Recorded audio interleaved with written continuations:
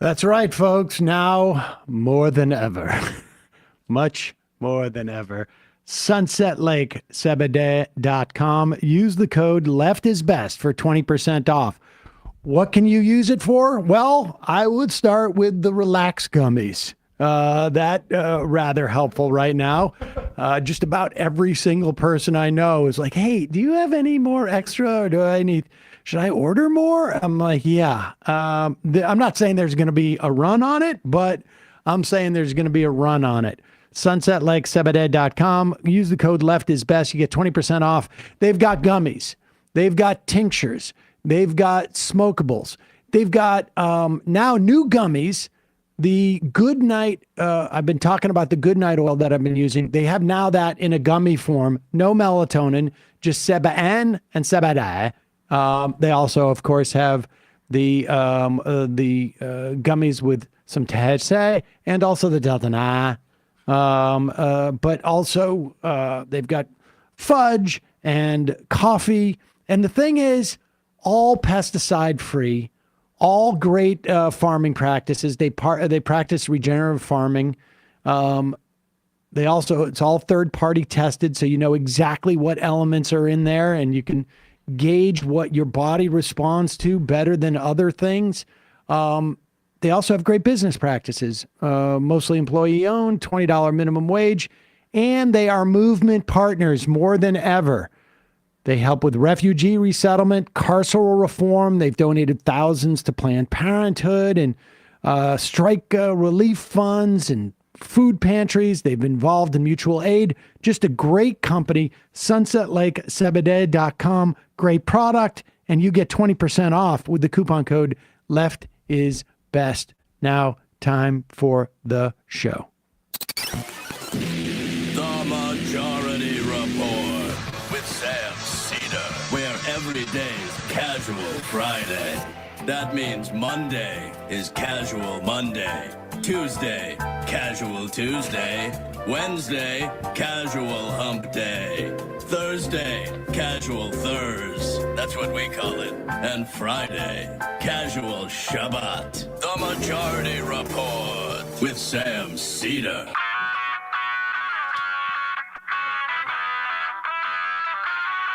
It is Friday, November 15th, 2024. My name is Sam Seder. This is the 5-time award-winning Majority Report. We are broadcasting live steps from the industrially ravaged Gowanus Canal in the heartland of America, downtown Brooklyn, USA. On the program today, Astead Herndon, national politics reporter at the New York Times, host of the Run-Up podcast. Also on the program today, Make America Hepatitis Again. RFK Jr. named HHS Secretary. That's for Health and Human Services Secretary. Meanwhile, Congressional Ethics Committee claims it hasn't canceled, it merely postponed a vote on the Gates report. Republicans in the Senate, however, lining up for an epic cave on Trump nominees. This as Trump will waive FBI background checks on a lot of those nominees. We'll Peter Thiel do it. They got more important things to do. Thiel do it. Israel kills 21 civil defense rescue workers in Lebanon. Doug Burgum nominated Secretary of Interior. Former Congressman Doug Collins named to run the Veterans Affairs. And Trump's defense lawyers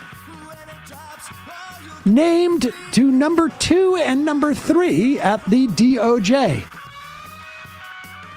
Won't be pursuing those cases anymore. JFK put his brother there. That's true. And Trump's Defense Department pick Pete Hegseth, former Fox and Friends weekend host, turns out to be a Christian nationalist with a past of sexual misconduct allegations. Huh. Tracks. Remember that 9494 bill in the House to attack not-for-profits? Well, Republicans in the House are going to bring it back up for another vote. Consumer Financial Protection Bureau, remember these words because you won't hear anything like this again in about a month and a half or afterwards. Consumer Financial Protection Bureau to place Google under federal supervision, and the National Labor Relations Board says employers cannot hold mandatory anti-union meetings. We're going to miss you when you're gone. All this and more on today's Majority Report. Welcome, ladies and gentlemen. Thanks for joining us. It is Casual Friday. Emma has gotten super cash and is not here. I am wearing a soft-collared shirt, and it's Casual Friday. I don't know what else to tell you. Dave from upstate, can't wait for Pete Hegseth to get fired. It'd be a week of axed jokes. Yeah. Okay. There we go. Starting to heat up. We got a lot to get to today, obviously.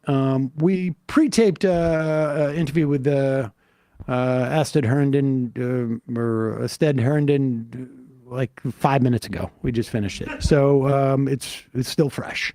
And we will get to that in a minute. I have to say, and I mentioned this at the end of the interview, I have already moved on from the postmortems for the most part.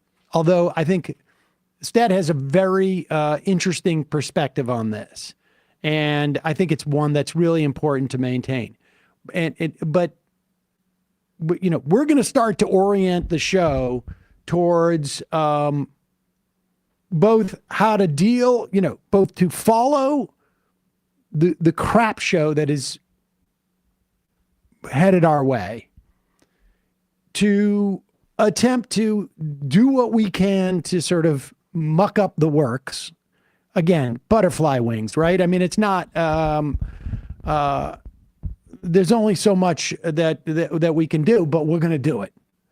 And to start to look towards how to build a power, both in terms of like organizing and unions and labors, which we've been doing, you know, for the past several years, but also to start to look towards, like, you know, next time around there's a Democratic primary, whether it's, you know, in a House race or in a Senate race or in a presidential race, to start to build, you know, a sense of what kind of candidate we want.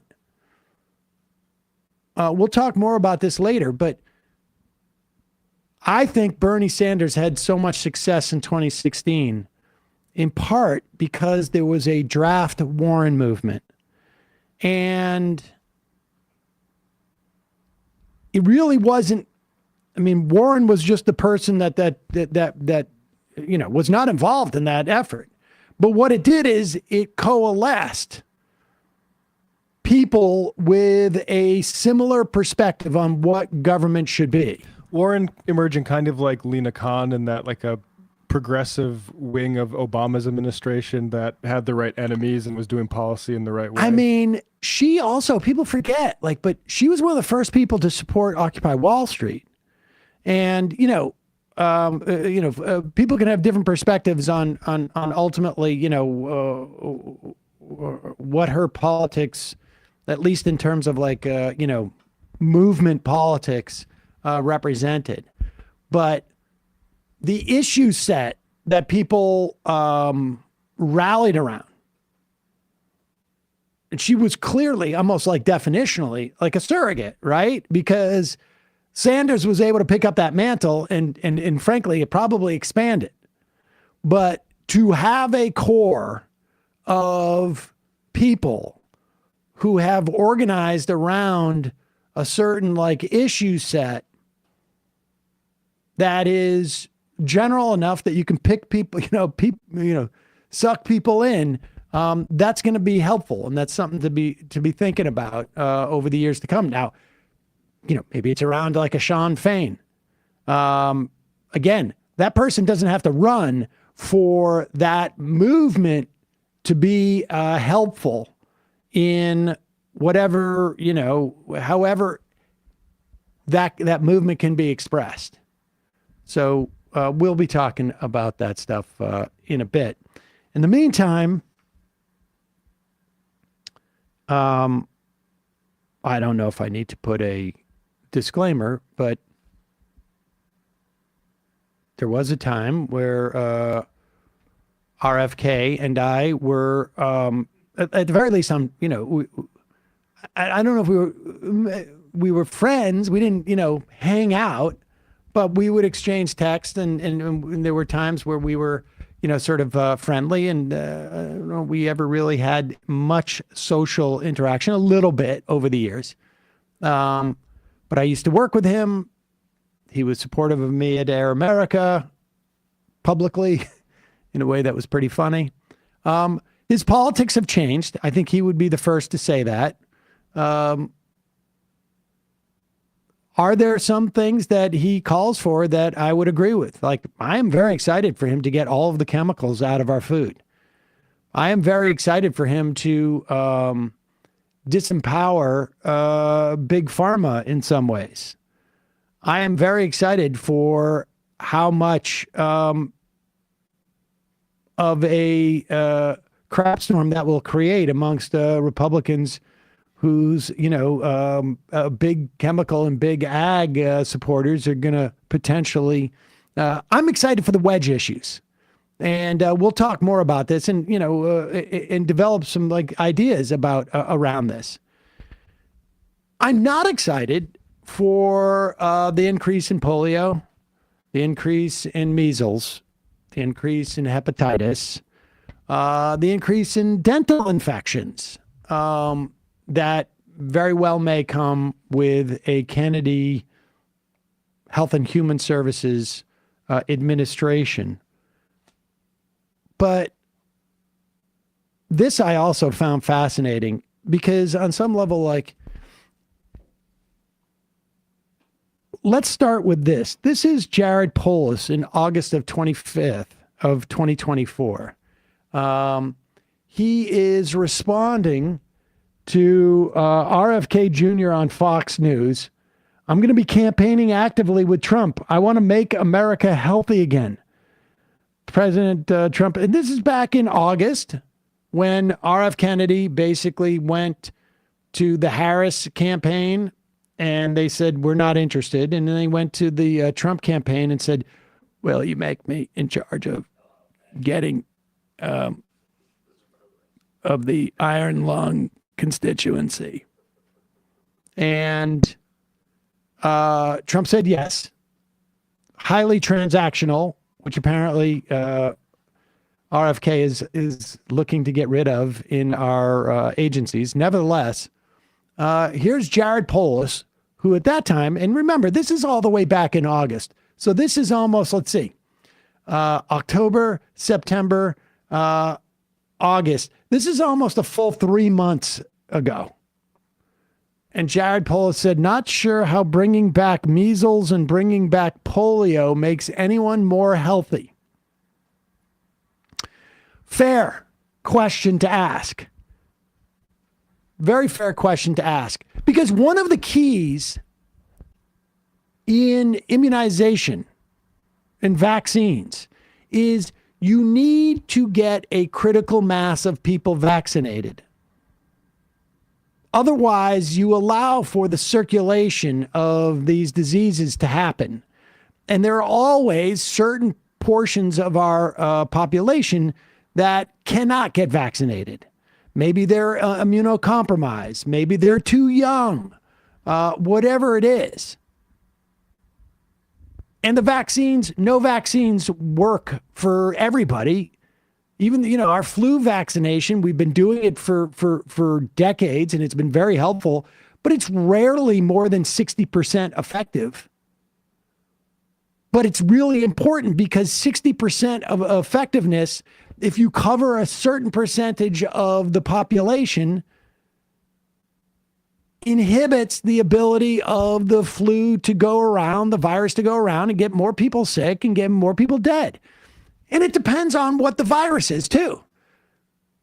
It depends on what the R value is, like how quickly it transmits, how transmittable it is, all of these things.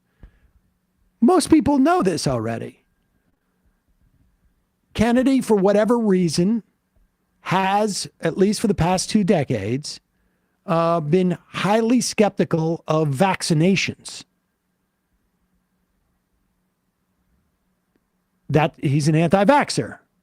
At first, it was thimerosal was causing autism. And now it's just sort of like a general issue that he has, it seems, with vaccinations. At least that's what he says. Sometimes he backs off that, but he has a problem with what I think most professionals, and he's not one, would call public health. And with any public health policy, you are always you're basically making a determination. And that is, will the costs to some individuals be worth it for the public at large? If we were to impose a standard that cancer treatments, any medical treatment, has to be 100% safe and 100% effective, you would get virtually no treatments, period. There is no such thing. But we make a determination as a society. There's a 75% chance of this being effective. There's a 5% chance of this could go really wrong and you could die if you get this operation. But there's a 95% chance that you're going to make you much healthier. I mean, this happens all the time. So anyways, Jared Polis says this thing in August of 2024. Not sure how bringing back measles and bringing back polio makes anyone more healthy. And then yesterday, Donald Trump appoints RFK to head the Health and Human Services, which controls the CDC, the NIH, the FDA, just to name a few. And here's Jared Polis. I'm excited by the news that President-elect will appoint Robert Kennedy Jr. to HHS Gov. He helped us defeat vaccine mandates in Colorado in 2019 and will help make America healthy again by shaking up HHS and FDA. I hope he leans into personal choice on vaccines rather than bans, which I think are terrible, just like mandates. But what I'm most optimistic about is taking on big pharma and the corporate ag oligopoly to improve our health. Before you mock him or disagree, I want you to share some quotes that, if he follows through, show why I'm excited. And then he says, level the playing field for Americans internationally on drug costs. That's pretty good. In some categories, nutrition department at the FDA, they have to go. We've got to get rid of pesticide-intensive agriculture. And then Polis goes on, he will face strong special interest opposition on these, but I look forward to partnering with him to truly make America healthy again. And I hope that we can finally make progress on these important issues. Now, look, there are definitely things that Kennedy espouses that I agree with. And I suppose people could make a determination, well, if we get all pesticide use is going down. We heard from our resident farmer yesterday. Kowalski in Nebraska. But certainly we could get a lot of chemicals out of food. Certainly there are issues at the FDA. And maybe, you could say, well, the trade-off between fixing those agencies and having a resurgence of measles or having a resurgence of polio or increased hepatitis rates, or more people dying from the flu, or more people dying from COVID, or completely make society totally susceptible to another pandemic if it happens. You can make that determination in one way or another. People, I could see how people might see that as a trade-off. And I can also see the value maybe in saying, like, we're going to create a wedge issue. And Kennedy's going to be in there, and he's going to be doing these things. They're going to piss off the Republicans, and it's going to expose them as being full of crap. And I can also see you saying, like, well, better to have Kennedy there so that people can see who's doing this and that it's coming from the administration when these rates go up than outside. But I don't believe that's what Polis is doing at all. I think he's just incredibly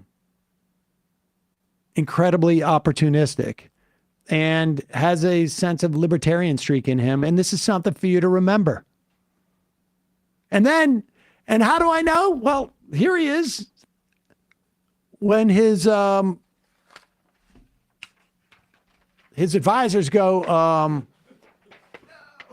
what are you doing? Oh, is this going to be bad for me politically? Because here's the point. You're empowering these people at a time where you should be empowering them. Yep.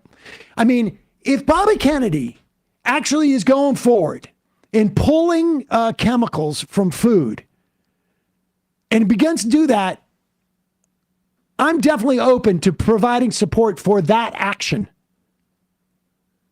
But at this juncture, to be empowering anybody to do any of this stuff, I'm sorry.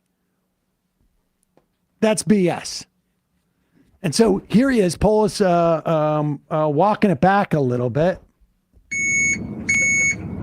My thoughts on Robert Kennedy Jr. Science must remain the cornerstone of our nation's health policy, and the science-backed decision to get vaccinated improves public health and safety. Did some doctor call him? Did some public policy person call him? But if as a country we follow the science, we would also be far more concerned about the impact of pesticides on public health, ag policy on nutrition, and the lack of access to prescription drugs due to drug high prices. Yeah, I care about those things enough not to point to charlatans to solve them. Like I say,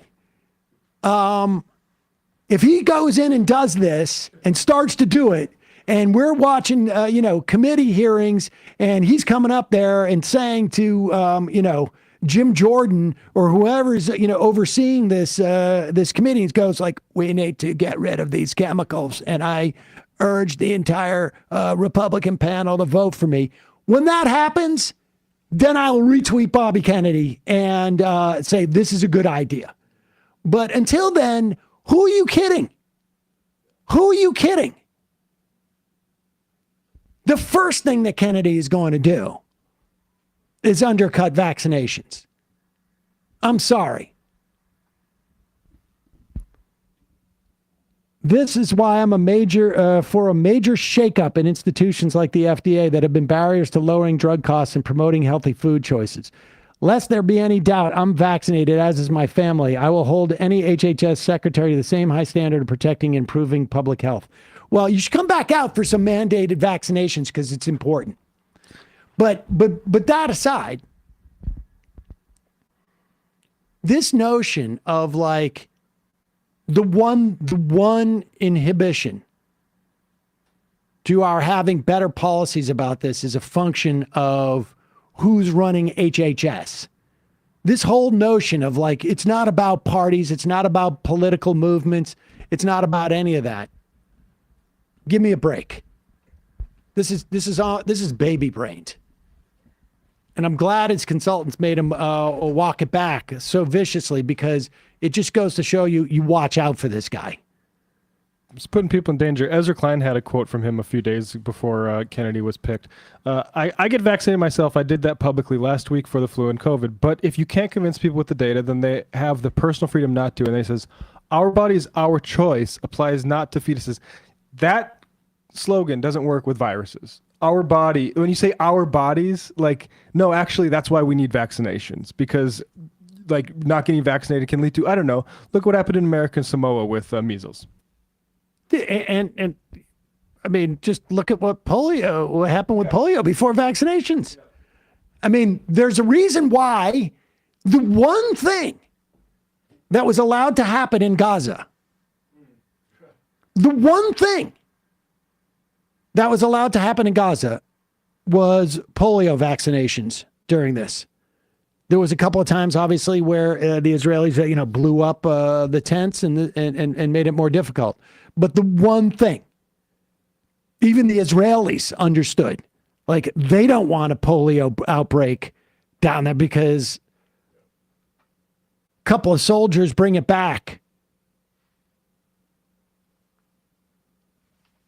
I mean, the one thing.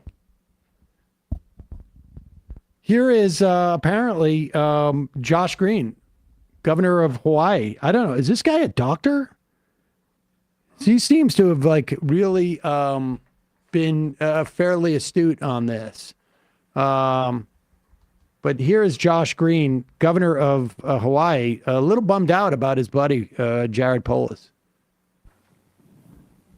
Well, first of all, I was with Jared today throughout the day at the Governors Association meeting. We talked about this. Jared is very worried about what RFK would do over vaccinations. Whether or not RFK gets to do anything else, who knows? But this is a gentleman who has absolutely no training in public health, no experience in public health, nor does he have any experience in biopharmacologic processes either. He is a quack scientist. It is obvious. And Mr. Trump is doing this to be provocative. Now, tearing down government when children's health is on the line is not okay. I was disappointed in Jared, who I love, who is one of my favorite governors, but it is not okay. It's not okay to do what he did, to cast doubt on processes that are well established in science. It makes parents scared. When parents are scared, they don't take action. If people freeze and we lose 10 or 20% of our vaccination rates, you'll see disease spread widely across America. And remember, you've got a lot of children who are too young to be vaccinated who will be very vulnerable when these diseases spread. You'll see some polio come back. You'll certainly see outbreaks of measles and mumps and chickenpox. All of these things don't just sometimes kill you, they also will cause serious neurologic damage when children are ending up with infections because they couldn't get immunity. He is a physician, incidentally. Before he was governor, he was practicing medicine. And even after COVID, 70+% of people support vaccines requirements. The numbers for raw milk are much less, and raw milk is actually a good civilizational, or not, pasteurization is actually a good civilizational advance. And I will add, even with apple cider, which happened in New York State about 15, 20 years ago. Personally, I like the UV taste better. I've had raw apple cider. It's fantastic. But the apples are lying on the ground a lot of times. A raccoon is taking a poop on the apple. It ends up in your cider. Kid dies. It's been going on with that meat, the deli meat company. Yep. Boar's Head, yeah.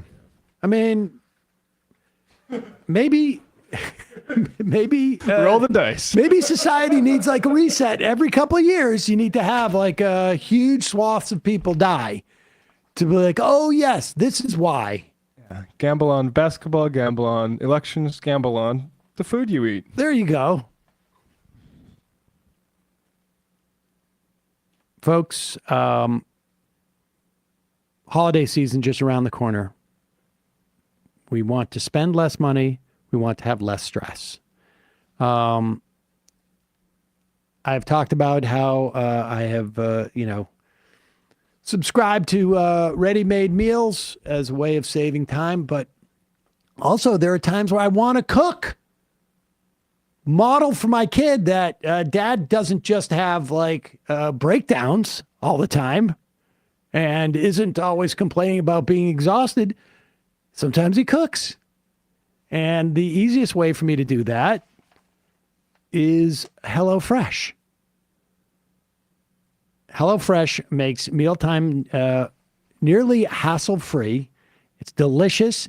They deliver, it's basically a meal kit. They deliver chef-crafted recipes that come together quickly and are less expensive, significantly less expensive than takeout. But also, they taste like home-cooked meals because they are. And you know exactly what's in them because you're putting it in there. Want to thank HelloFresh for supporting the Majority Report. Here's an offer from HelloFresh. Get 10 free meals at HelloFresh.com/free majority. So it doesn't matter whether you're craving comfort food, trying to please picky eaters, you want something that will save you on calories. HelloFresh has all these options and more on a rotating menu of 50 recipes to choose from every week. I will personally recommend, they got like a crispy burger thing with like potato wedges and onions.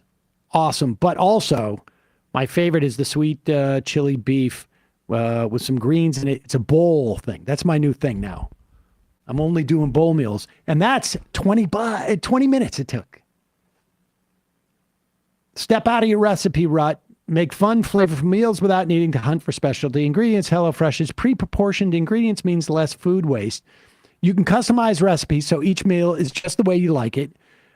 If your kid doesn't like cilantro, guess what you do? You don't put it in.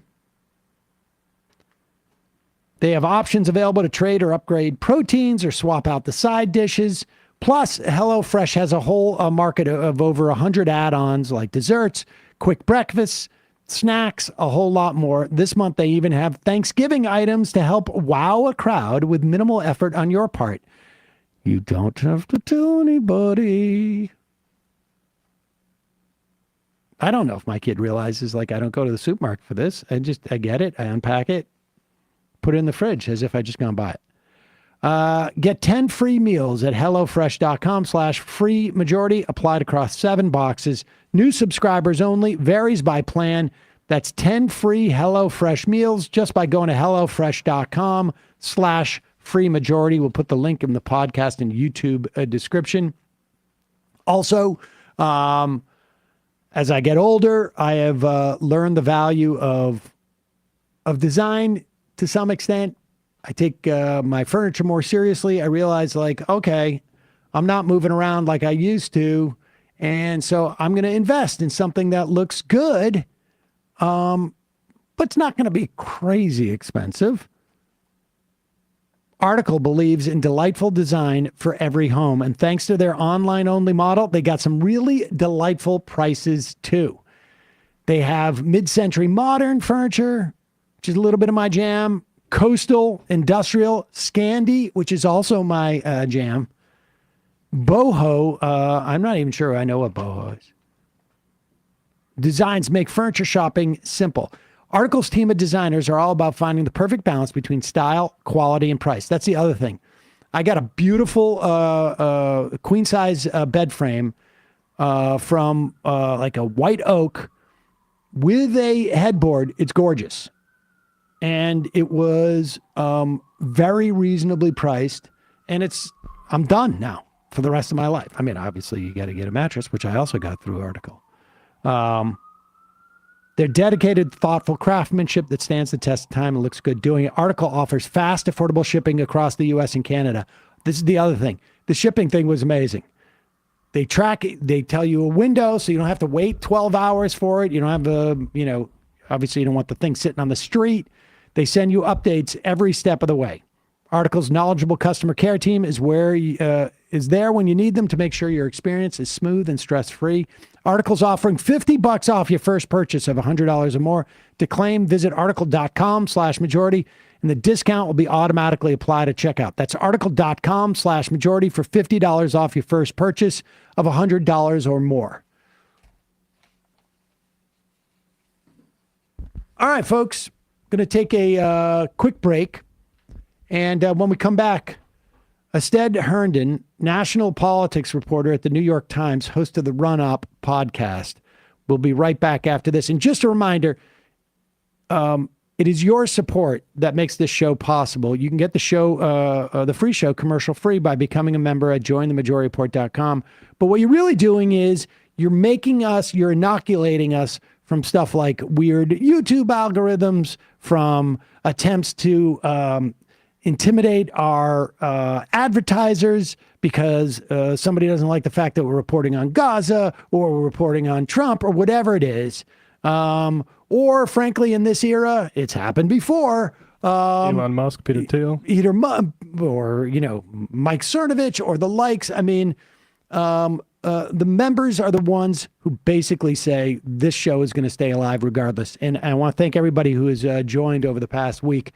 It really is, it's a nice feeling. We'll be here, and we will be making sense out of this with you every step of the way. All right, quick break, and then Astead Herndon.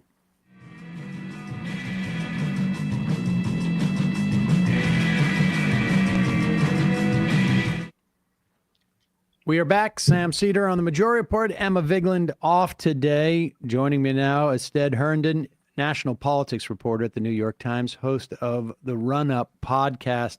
Astead, thanks so much for joining us. Yeah, thanks for having me. I really appreciate it.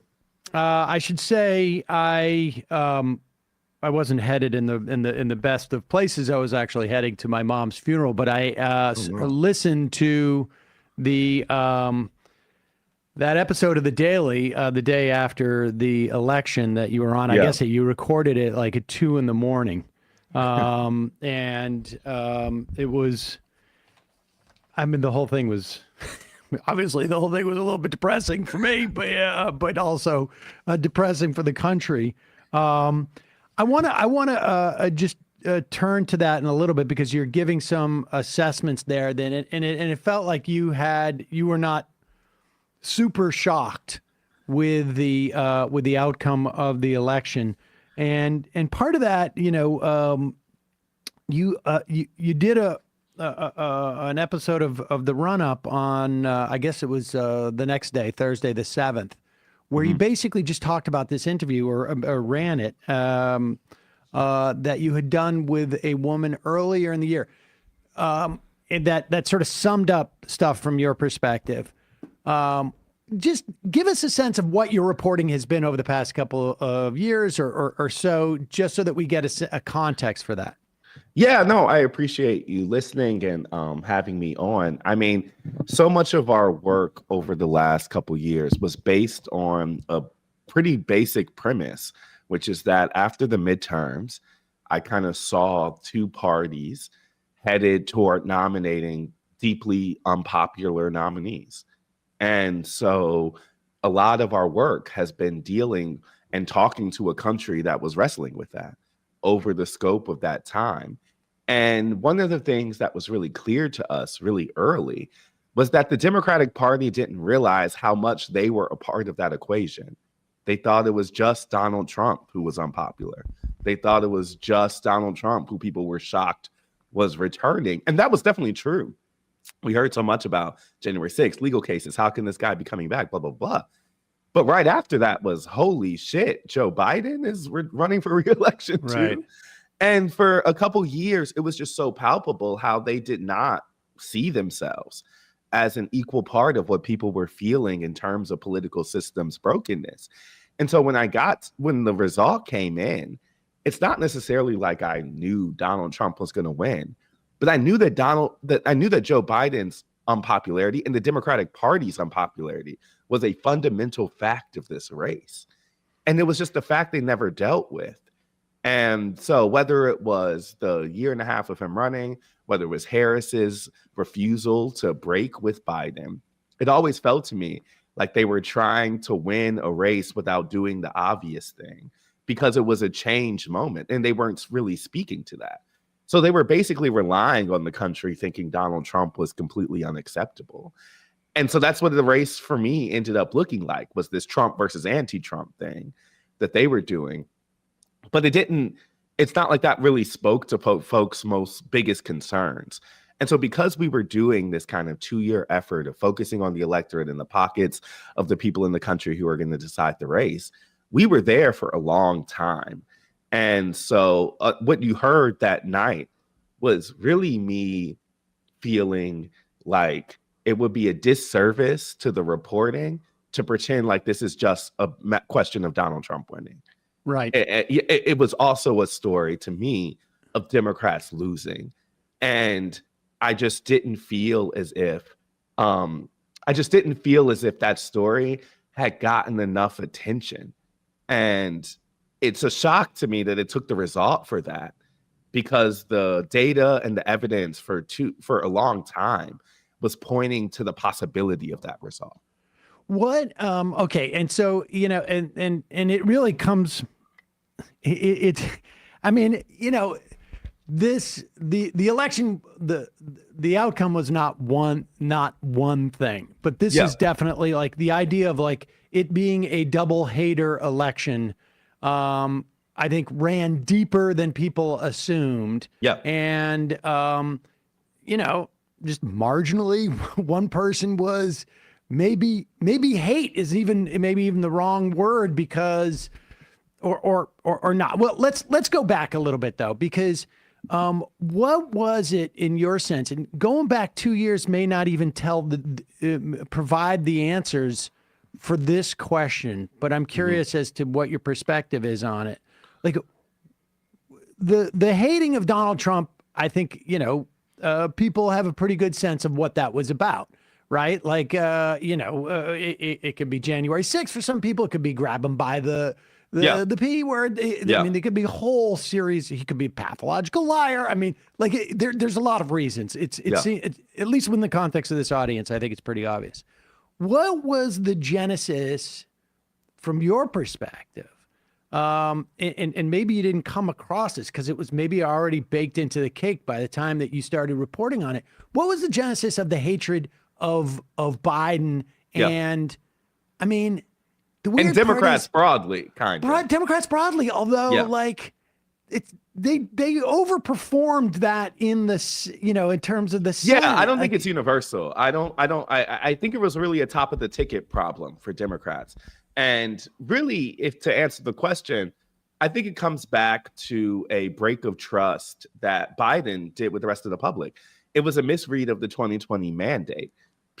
What we were encountering was people who over and over felt like they had pulled an emergency lever for Joe Biden, that they had used the kind of temporary solution. And then for a lot of people, they tuned out of politics come 2021 through like 2023-ish. And they look up and the man is running again in a way that they did not recognize. So much of our work in 2023, we were going around the country and people would ask, like, some people wouldn't even know who was running. And so I had this, it used to be this very consistent thing where I'd be like, yeah, it's going to be Biden, Trump again. And the look of shock on people's faces is something I would never forget, right? Like, so many people felt as if they had this implicit agreement with Biden that he was either going to run for one term or pass the torch or bridge generation or whatever you want to call it. And I also just think that you couple that with the realities of inflation that people did not think the Democrats were speaking to. And I also feel like the big benefit of not holding the big benefit is not the word. The big problem with not holding the primary is that they didn't get to recalibrate the Democratic message from the times in which I think people most remember it from 2019, 2020. And so, I do think the kind of wokeness brand has lasted longer than there's even reality, because most Democrats don't even talk like that right now. It's just that I think the last time they were having a macro party conversation, it was led by a kind of nonprofit, academic-y progressive universe that, to be honest, a lot of people don't think is speaking to their most material concerns. And so you had to. So if I can understand what you're saying there, because, I've heard the argument, which I think is legitimate, that the lack of a primary, and I'm not talking about like a 3-week super primary, whatever. Yeah, I'm talking about 2020. I'm early. A full-on actual primary. I've heard the argument that the lack of the primary did not allow for a candidate to come out and understand where the electorate was and get a sense of that. But what you're saying is on the receiving end, a lack of a primary inhibited the ability of the electorate to move past to where the Democrats were today. Absolutely, because I don't think it's just a question of like the politicians learning where their electorate was, which would have been true. I actually think Democrats have shifted a bunch in the last 4 years. So let's take, for example, the way that Harris was blamed for individual flip-flops on her positions. A lot of those things are reflective of the Democratic Party switching positions from 4 years ago to now. They've gone right to the center on immigration, right? Like they've shifted where they were. They don't use Latinx and all of that type of stuff anymore. They're not as actually like focused on specific identity markers as I think they were 4 years ago. I just don't think they actually had a chance to tell the country that or to recalibrate kind of where they were. And so honestly, I think the Republican ads about she's for they, them, not you hit different because Democrats have not actually, they didn't have a story to tell folks that I think was updated to actually where they are. And so, And so I just think that like they ceded so much ground by tying themselves just to Joe Biden, the incumbency in the administration, that it blew my mind at the time. And I just think it was this like insider discussion where they made a decision amongst themselves that, you know, that the policies would translate, that Donald Trump was inherently unacceptable. All of those stories, I just think were things that they had a kind of internal agreement on and ends up putting them in this position.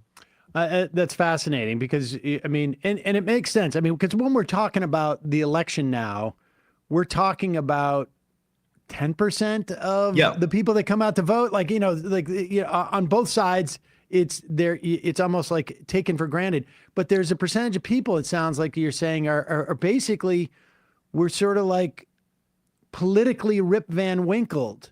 And they went to sleep in, the moment that Biden gets elected, and they come back just in terms of. They basically came back on that first debate. They came back in that first debate, and we're like, "Wait, what's going on? I can't believe this guy's still the candidate." And 100%, but that's how most people ingest politics. That's how the 10% of people we're talking about, the folks who decide elections, that's mostly how they engage in this. And so it was just so wild to me. And also what's missed at that point is that everything that Biden has done in terms of a labor situation, everything that's happened in terms of like, I don't know how deep into antitrust people would be, but it would get communicated to them through some type of like anti-corporate narrative that they didn't hear because the last thing they heard was like, we're shutting down for COVID. Yeah. How much... And then I want to turn to the story of Monica because it's fascinating to me, and I have to say that like my perspective changed in a way through this that I became a little bit more skeptical of her towards the end. Oddly enough, sure. But tell us about Monica and why she was the person that you chose to sort of like. To highlight, illustrate, to illustrate, she's the microcosm, or I guess that explains the macro. Yeah, we chose her basically because she was a double hater. I think that, we met so many people on the road, and I wanted to find someone that was in a swing state, torn legitimately between options, and felt like they were swimming through the journey of this election as we were. So we had met her a couple times. I originally met her at an RFK Jr. event where she was there for a comedy show he was throwing in suburban Michigan. And who was the comedians on that bill, if I could just ask? But the guy from Deuce Bigelow, what's his name? Rob Schneider, yes. God. Yes, Rob Schneider was the main. That I think it's. I should say, like, it's a lot more telling than I think. That it's 100%. Rob Schneider. Well, one thing I would say is like, even doing some of the RFK stuff, he was on a double hater pulse. Like, I don't think I think he was a ridiculous vessel for that pause. But he understood that a lot of people were swimming through a distaste of two parties and a choice between two options they didn't want. Right. And that was the whole frame of the event. And so there was all these people, some of whom were not sure they were going to vote for him, but were there and kind of wrestling with their options, whatever. And so we originally met her there. And she had and how old is she? Can you give us just like her? Yeah, she's like a 40-something-year-old woman. She's single. And she works in the auto industry in Michigan, of course, a very popular thing. And her job recently got eliminated, and she is blaming these EV mandates for that, which is a huge topic, obviously, in Michigan. We hear about it all the time. And so she has some kind of specific things to her. But the biggest thing that we thought was true of the macro situation was that she was wrestling with her options and didn't like her options. So RFK drops out. She wasn't sure she was going to vote for him anyway. And RFK drops out. We follow up with her after the RFK thing once he drops out. And she said that she had gone to both a Harris and she had gone to a Biden and a Trump event. And she felt that at the Trump event, she felt a sort of like authoritarian energy she didn't like. She described it as Reiki. She described it as Reiki, yes. And then, but she also said that she felt that like she didn't get enough specifics from Democrats.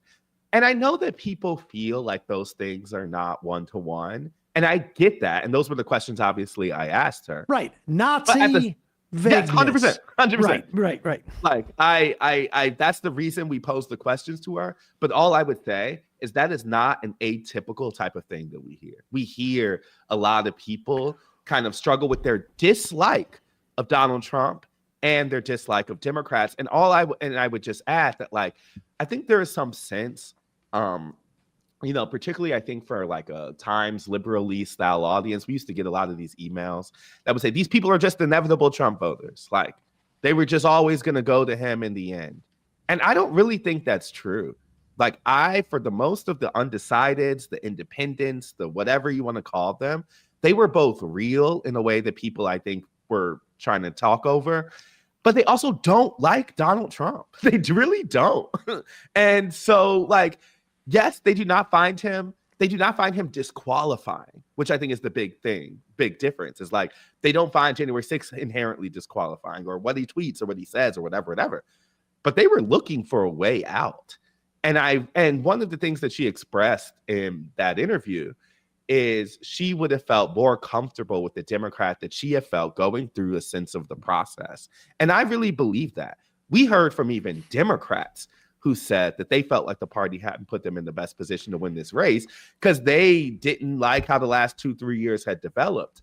And so I do think a lot of the penalty that like the kind of undecideds end up holding against the party is about that type of process. It's about the assumption that Donald Trump will be unacceptable so we can give you what they interpret as basically anything. And I think that starts with Joe Biden and then reflects on Kamala Harris. I mean, there were a couple of things that really stuck out at me, and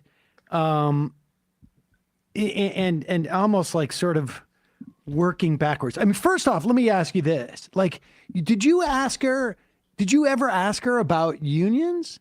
Because I mean, here's a former auto worker, and I wonder, like, we actually asked, she was in the UAW, and we asked Sean Fain about her. Like, we literally talked to her union president about Monica, because there was the second time we talked to her, we asked her specifically about unions. And she was, I mean, and you kind of hear this in the kind of rank and file union folks sometimes. She was basically saying that she disagreed with her union leadership, who had supported Democrats because she felt that and this was the EV mandate specific part, she felt that had hurt her individual plan, and that's what she was holding against them.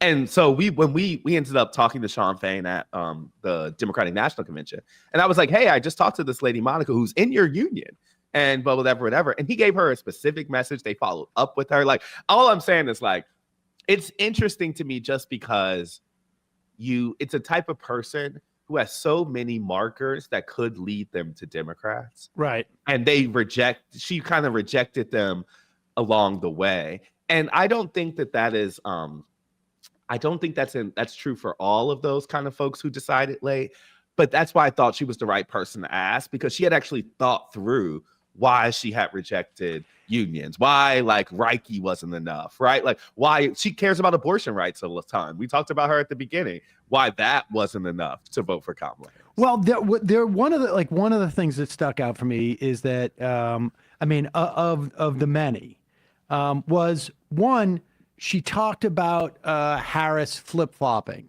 Yeah. Which you addressed in the sense that like maybe had there been a longer primary process, it would have seemed more like an evolution because it's 4 years later. I will also say that like it's not a completely baseless assertion that Harris never had any type of like internal compass in terms of politics, both because she never formed any, like, she was a prosecutor. Yeah. There's really no, there's arguably an ideology there, but it's not like one that is articulated in the way that people, you're more of like a bureaucrat on some level from people's perspective. As a senator, she wasn't in there for very long and hadn't really established her bona fides. And frankly, I remember her questioning Joe Biden and saying, where were you in terms of busing? And then 3 days later, it was like, on the other hand, maybe it's not that big of a deal. And so she was susceptible to that, but that's a high sensitivity. The other thing that Monica said that also struck me was because I don't have any brothers or sisters, because I'm 37 and I don't have any kids, I don't have to worry about the future. Yeah. And it sounds callous. I'm quoting her, and it sounds shallow and self-interested. But the point of the matter is, if I can't take care of myself and pay my own bills immediately, I can't dedicate my personal time outside of work to work with people in recovery. The owning of the selfishness. Yeah. But it was also like in the context of her recovery, there's like some awareness of like, I have to feed myself and protect my peace, I guess, and go forward, whatever it is. Those things really, really struck me. But I also have to say, like, her staying in the game with Joe Biden, because even after the debate, she was still sort of like, she was still that to me makes me feel like, and it's just simply if it's the case, it's the fact that like she has a bias against maybe it's a female. I suspect it's a female candidate because Joe Biden was barely sentenced. And there is a lot of things that Harris did wrong, in my estimation, and, left on the table. But the idea that just like substituting out a generic Democrat, I feel like if, Martin O'Malley was there, she would have been like, okay, did you get that sense? I think you're right. And I think that comes up in a lot of our talks with folks all the time. Like, I can lay out kind of broader and, kind of structural reasons why people are why they're voting the way that they are. But so many of the things that come up are those kind of individual preferences, which fall on the same type of racist, sexist, whatever markers you want to land. And so I am not someone who says that those things don't matter. They absolutely matter. I remember back in 2019-20, when I would run into people who were torn between Bernie and Bloomberg, and I would be like, what is the through line? And the real through line is they just liked a white guy who felt strong, And so many of people's individual voting decisions come down to those preferences. And I think that Harris, certainly the flip-flopping thing hurt her uniquely because of who she is. And as someone who covered her initial presidential race, I may have written more about her kind of political shortcomings or maybe lack of vision than like anyone else in mainstream media. And I still don't think that explains a lot of the ways that folks come to her. And so I definitely don't kind of demean that. The only thing I would say is when we think about the ways that like racism, sexism impact this race, I don't just start with, how the Monicas ended up voting. What big way I think it impacted this race is the Biden White House did not set her up in a position to be the leader of the party, and when I was reporting a profile of Kamala Harris last year and asking, is there any different ways that you treated this number 2 because she's a Black woman and the first person to hold that position? No. They were still talking about, well, we did it like this with Al Gore, or we did it like this when Joe Biden was the number 2. And it was a complete dismissal. She was not selected with the idea of the future in mind. She was not set up with the fact that she could be the future leader of the party. And that kind of shelving, I think, is also a racism, sexism impact too. So I just think in terms of like the motivation behind it, but the complete obliviousness, a misread of their mandate. Yeah, yes, obliviousness, a misread to their mandate, and an obliviousness to, like, you'd have to be completely blinkered to not think that there is a automatic sure. minus 2 points for a Black woman running. I don't know what the number these is, are all these Democratic liberals who spend all their time on the trail talking about the white supremacy and racism, sexism, and they don't even operate with that in mind. And so right. They're not doing anything to sort of say, like, okay, at one point, right, Joe Biden's not going to live forever, 100%. And she's going to have to run. And, like, what are we doing? What are we doing? What are we doing to make her see, to sort of like put her in a position to succeed? Let me tell you a specific example on this point. There was, I was reporting the profile on the vice president last year, and I remember seeing some stat that said, the vice president's kind of people, a circle, showed me some stat that was like, when she delivers the Biden message in some focus groups, like people move, just trying to show her as an effective messenger. Very kind of baseline politics stuff. And I remember someone in the White House telling me, well, that's true for everybody because our message is a good one. And I say that to say, there wasn't a sense of like, oh yes, she's on our team. This is a ticket. We selected her for that reason. She is an effective communicator of the message. It was like, Joe Biden is the president. He is doing a good job. And anyone who says that shows some, anyone who says that, it lands with public. And it was a demeaning of her specifically that I found as reflective of their own kind of self-belief, that they had cocooned themselves in this type of bubble where it could only be Joe. And that in itself, it was so disconnected from the public that that's why the reasons I go back to why they lost this race start 2 years ago. Yeah. Because I remember, telling them, on the podcast, we hear about age of Gaza, a ton or whatever. And these Biden folks would, they would sit back from the table and they say, Donald Trump is on the other side and democracy's on the line. And you're talking about age? And I'm like, yeah, that's exactly why I'm talking about it. It's because everyone else is. And so that's the tone in which they were coming to this with. So much so that I think it impacted how the crisis that eventually brings them to her, it didn't have to be like that. And so that's what I think is the big impact of what I hope is the lasting impact of the work that we did over the last couple of years. It's just that they made choices, and they made choices over the evidence and over people like me asking them. And I don't think they should get away with saying that no one saw it coming, or no one saw the possibility of this result. A lot of people did. They ignored them.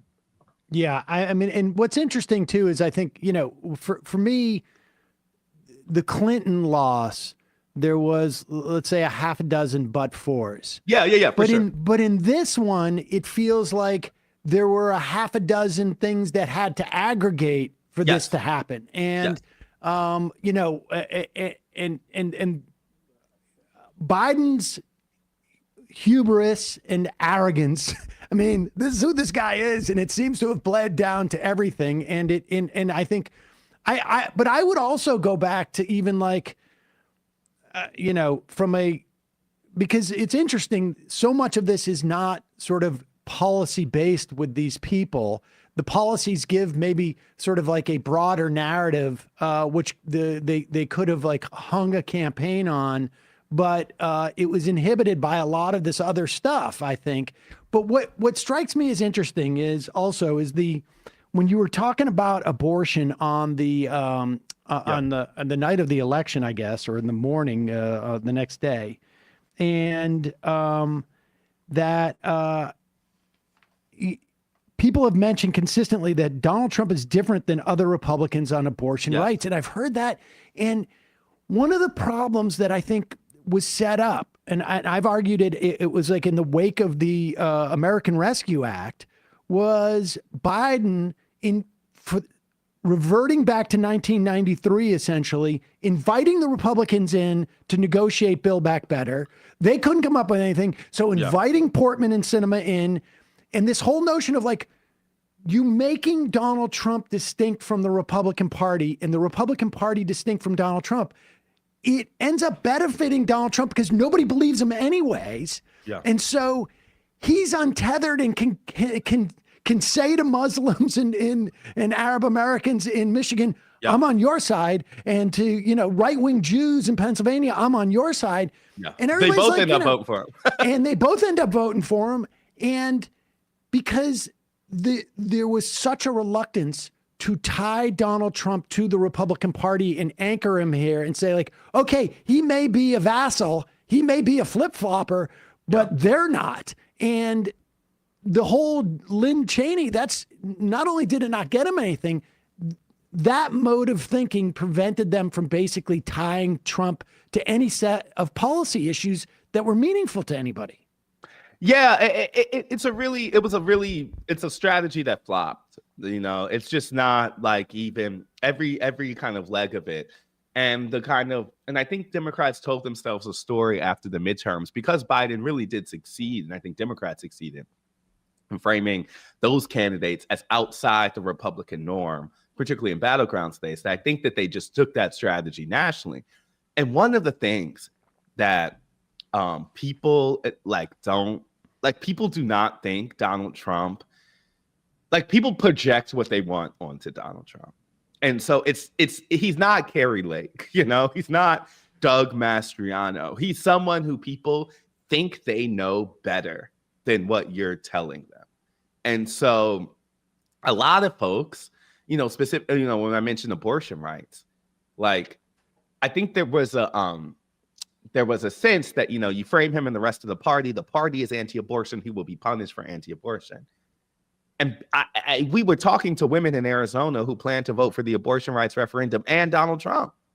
And they were like, well, yeah, he says he's not going to do a ban. That's the one thing I know about him. And so for as much as he's a flip-flopper, I think there's a couple times that we have to acknowledge his consistency on a couple of things. One of which is immigration.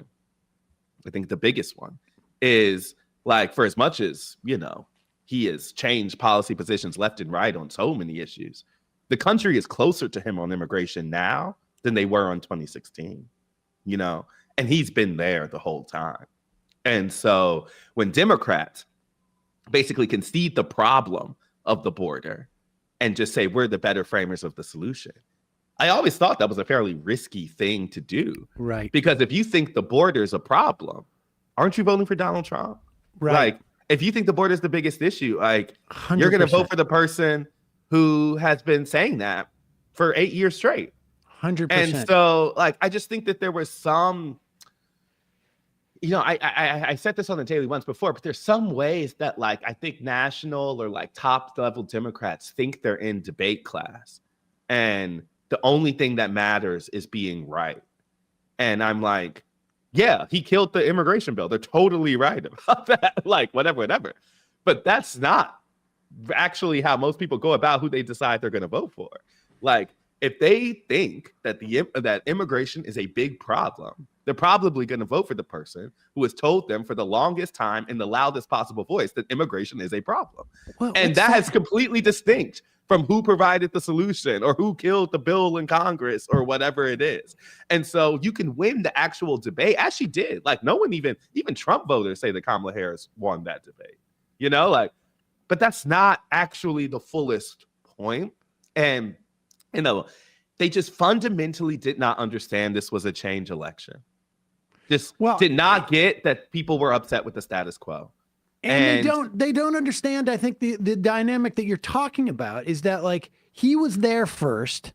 It's their issue. I mean, aside from sort of like the moral implications and sort of like the practical implications and all of the real things, what's amazing to me is that, Barack Obama won Iowa in 2008, in my estimation, by being the first person to talk about Social Security in crisis. Social Security was not in crisis, and I don't even think he provided a solution, although later he was talking, when he got into office, about cutting cost of living increases for seniors on some level. But by bringing it up, it just meant like, oh, he's the one who's talking about Social Security. Even if he's talking about it incorrectly, like, that's his now. He owns that. You can't outflank him unless you say it's a bigger problem, because I'm not going to go and read the bill that would have resolved all of immigration. And so I have a choice. I'm either going to have to, like, spend the next 2 weeks reading this and making the decision, or just going with the guy who's been screaming about it the most. Yeah, right. And so I guess there was some level of it where I was like, oh, this rightward turn, the only way it works is when you're sure, when you really believe that the folks are basing their votes on who's the solution, and you're going to beat them on the solution. But that's not really how folks operate. And so I just think that, like, that's why I talk about debate class, is like, I just think that, like, there was a sense of, like, haughtiness, a kind of, like, academic, like, oh, well, we've laid out this, and this. So of course folks are going to come to us from that lens. And I'm like, have you actually met the people who decide our elections? Like, I remember talking to this guy who was undecided between Harris and Trump in Minnesota. And I was like, well, how will you choose? Like, what's it going to come down to? And he's like, well, I'll drive to the polls on election day, and whichever one of these issues matters more to me. Like, I kind of agree with Trump on immigration, economy. I kind of agree with Harris on abortion rights, and that Trump is crazy. But, like, we'll see on the day which one of those matters more. And, like, that's how most people go. That's how the folks go about it. Like, it's not that deep. Like, and so I'm like, there has to be a recognition of who people are, and you operate in that mind. One thing about the Biden premise from the start, it was so reliant. They took as a fact how people were disinterested in this election and only going to come to it in the last week. And I was like, your actions are adding to the disinterest. Right. Like from 2 years ago, they were like, well, no one's caring about politics. And so it'll matter once Donald Trump is crazy in the last week or so, and people will be scared by him. And I'm like, you're risking the House on the last week.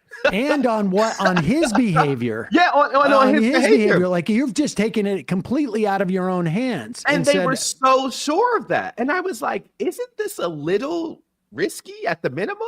And they were, I guess I'm like, they were not only saying no, they were acting like you were crazy for saying the thing was risky. The arrogance is impressive. All right, so let me ask you this. With all of this said, and like, in my internal clock, I'm like, and also just having been through, I was doing this in 2004. I was doing it in 2016. Yep. And like the postmortems. Yeah. Right. Like, two-part question. Is there anything that we can actually learn from this as from a like sort of like a ideological or a policy standpoint, or is this just like, if you've got a bunch of people who are a little bit arrogant, watch out. Try and make sure your politicians are not this arrogant.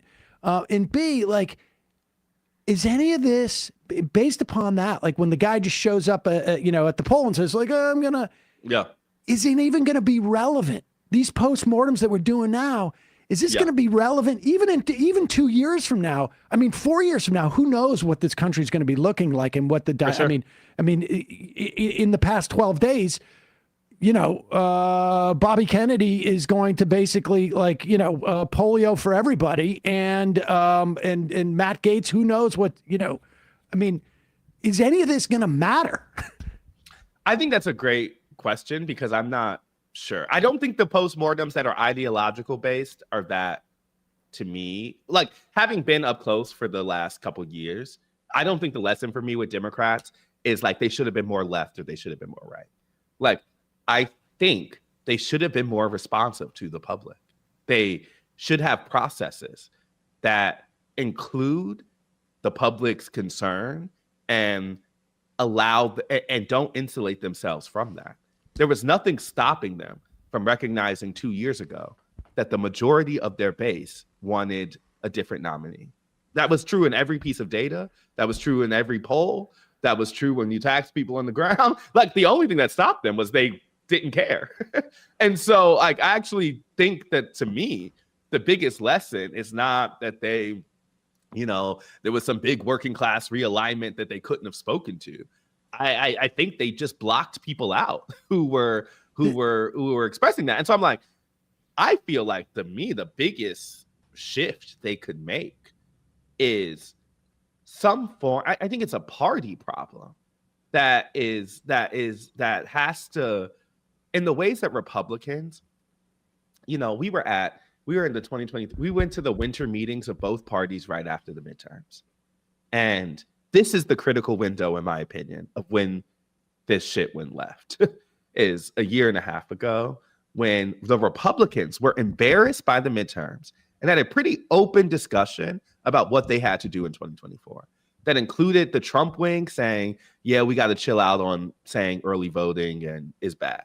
That included the kind of standard Republicans telling them stop talking about the 2020 steal and start talking about Joe Biden's unpopularity. Like these were all things they were fairly talking. We went a week later to the Democrats, and they were saying the lesson of the midterms is that we are doing A-okay. That we are doing that in the same way that the folks found those Senate candidates unacceptable, they will find Donald Trump unacceptable in the year and a half.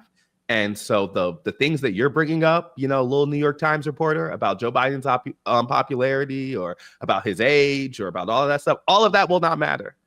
And they were in the process of moving South Carolina to the front of the primary, not only to make it easier for Joe Biden. They were in the middle of telling people they did not need debates in the primary or canceling some of the state primaries to make it easier for Biden's reclaiming of the nomination.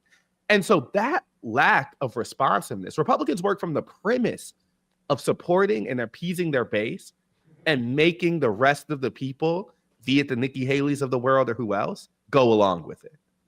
Democrats don't work from that premise. They work from appeasing the others and making their base go along with it. Right. And I just think that instinct from them has been found out in these really important elections.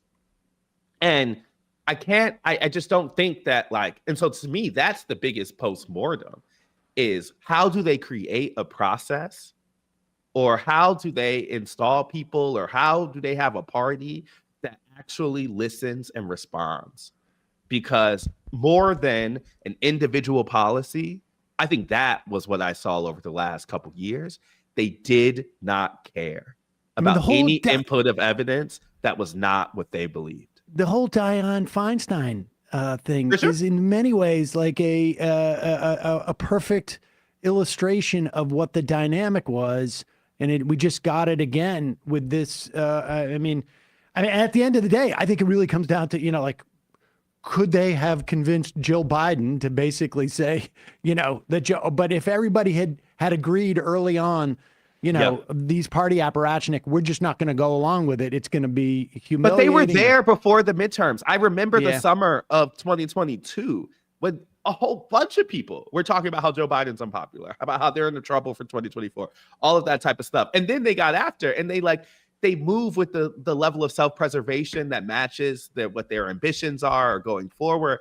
And I'm like, you all were telling me last summer that you saw all these signs, right? I mean, and maybe so it was just 2022 should have been had 2022 been more of a thrashing for Democrats. Right. we may The be in meeting better of their own situ- expectations, which were imposed by themselves, right? Like they lost the House, right? The Yeah. red wave just didn't come to Yeah. fruition. And so I'm like, there was enough evidence to say that like the country, Republicans won the popular vote in the midterms, right? Like it wasn't actually a problem of the evidence. Like so I guess I'm on this like I'm beating this horse about like political insiders, because I feel like what I have learned is the closer you get to the decisions, just the further they are from the public service aspect of the job. And so that to me feels like the core lesson is if you make decisions removed from public, at some point, that's going to catch up to you. Like this is still a thing that is driven from the bottom up, no matter how much the top down wants to say it is. Like they have been wrong in these elections from 2016 on, because there is a grassroots thing happening in America and the upsetness with political systems and how they are. And if they don't want to speak to that, they're going to get punished. And they have been. Astead Herndon, national politics reporter at the New York Times, host of the Run Up podcast. We'll put a link to that in the podcast YouTube description. Thanks so much for your time today. Really appreciate it. Thank you. And thank you for your work. I love it. We are back. Sam Seder, Majority Report. Emma's out. I'm going to head to the fun half. It's Friday. Trying to have some fun. We're doing our best, ladies and gentlemen. We're doing our best. Just remember, you can support this show by becoming a member. Your membership allows this show to survive and thrive by becoming a member at jointhemajorityreport.com. Also, Just Coffee, justcoffee.coop. It's a co-op. You know it because that's what their .coop part is. And every bag at the bottom of the bag, you can actually like track where the coffee has come from in terms of sellers, and maybe it's from Chiapas, maybe it's from, and how much everybody's gotten paid, all transparent. And the best part about it, the coffee is delicious. Justcoffee.coop. Bradley, ESVN. I went to the Celtics game the other night with Saul, and it was awesome. It was so fun. We had so much fun. Just a casual 25-point thrashing. But you know what? It started off. They didn't really take the lead until well into the second quarter, I think it was, if I remember correctly. And so it was really a game in many respects. And Saul and I left I was sort of lamenting oh, it's too bad we're not Nets fans. Because you could probably pick up a day of tickets for under the cost of the ticket. For sure. It's awesome. Yeah. But I mean, I haven't taken advantage of it, but I plan to. Yeah. all right, what's he up on ESPN? Yeah, so on ESPN yesterday, we gave our top 3 picks against the spread for Week 11 of NFL action. I'm slowly but surely making my way back into contention with Emma. So if you want to check that out, check out some of our clips or our prior streams, you can do so at youtube.com/ESPN show. And we'll be back on Monday for our flagship show at 4 p.m. Matt, Left Reckoning. Yeah, coming up this weekend, patreon.com/leftreckoning. We talk with Kurt and Jose Luis of the Soberania podcast about Claudia Sheinbaum and how she won despite being the only elected, the only party, Moreno in Mexico that won after the COVID inflation shock. And it turns out that having a very charismatic predecessor and doubling the minimum wage and maybe tripling it in certain cases leads to the people supporting you. So patreon.com/leftreckoning to get access to that. Quick break. We'll be right back after that. You are in for it. All right, folks, 646-257-3920. See you in the fun. Are you ready?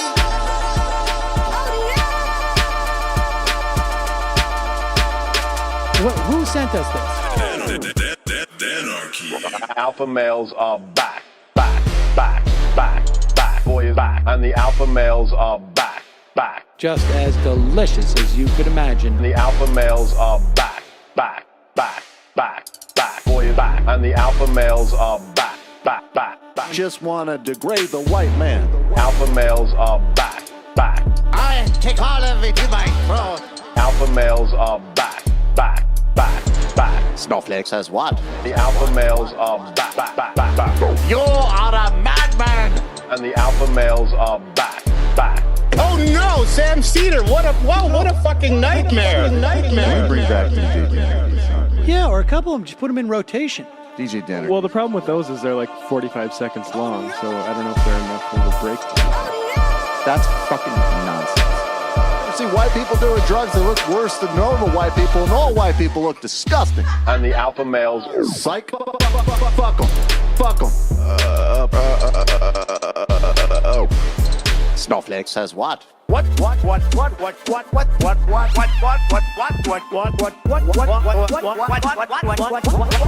Snowflake says what? A hell of a lot of bank. A hell of a lot of bank.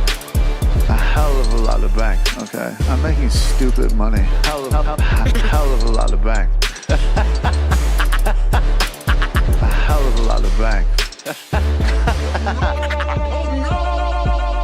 All lives matter. Have you tried doing an impression on a college campus?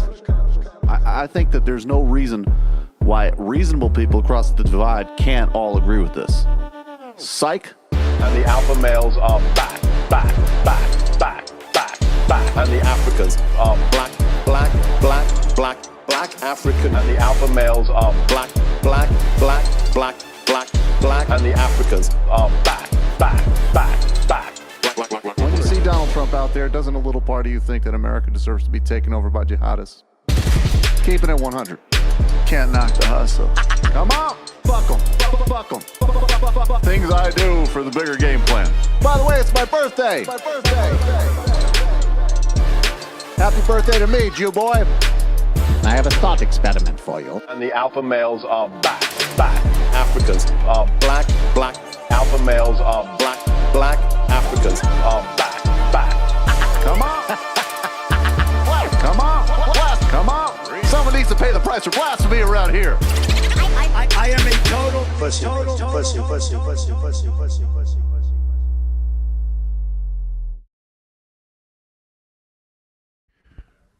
We are back. Sam Cedar. Fun half Friday. Mid-November. Skid Mark Twain's. Hi, Sam. Did you ever go by Sammy at any point? I think as when I was a little kid, some people still call me Sammy, pretty rarely, but we need a Seb Gorka call. That's probably true. Fart Wayne, at least the Bergamaniacs are getting a little win. The real win is that the country is not getting Mike Dunleavy as the next Secretary of Interior. It was satisfying seeing our tall governor cancel his Facebook press conference because he didn't get the job. Bye-bye, Mikey. Meat and potatoes. Newsweek just published a piece today that claims RFK's approach to vaccine mandates is fairly popular. This week, I saw the photo of a crowded DSA meeting in New York, and if you read the comments under the post, there are hundreds of comrades who are extremely angry about people not wearing masks and DSA's apparent lack of consideration for the disabled and immunocompromised communities. I'm not sure I understand the juxtaposition of those two things. Yeah, I don't follow. Why billionaires? Considering everything going on right now, I'd love for a virtual meetup with the MR community. Support group style, maybe over Zoom, break out into groups for where people can just share what's on their mind. I'd be happy to help you all organize it. Appreciate the consideration. Head to the Discord. That would be a great place for that. Particle from Brooklyn. Can we get a shofar? My partner and I recently got married just steps from the industrially ravaged Gowanus Canal in the heartland of America, downtown Brooklyn, USA.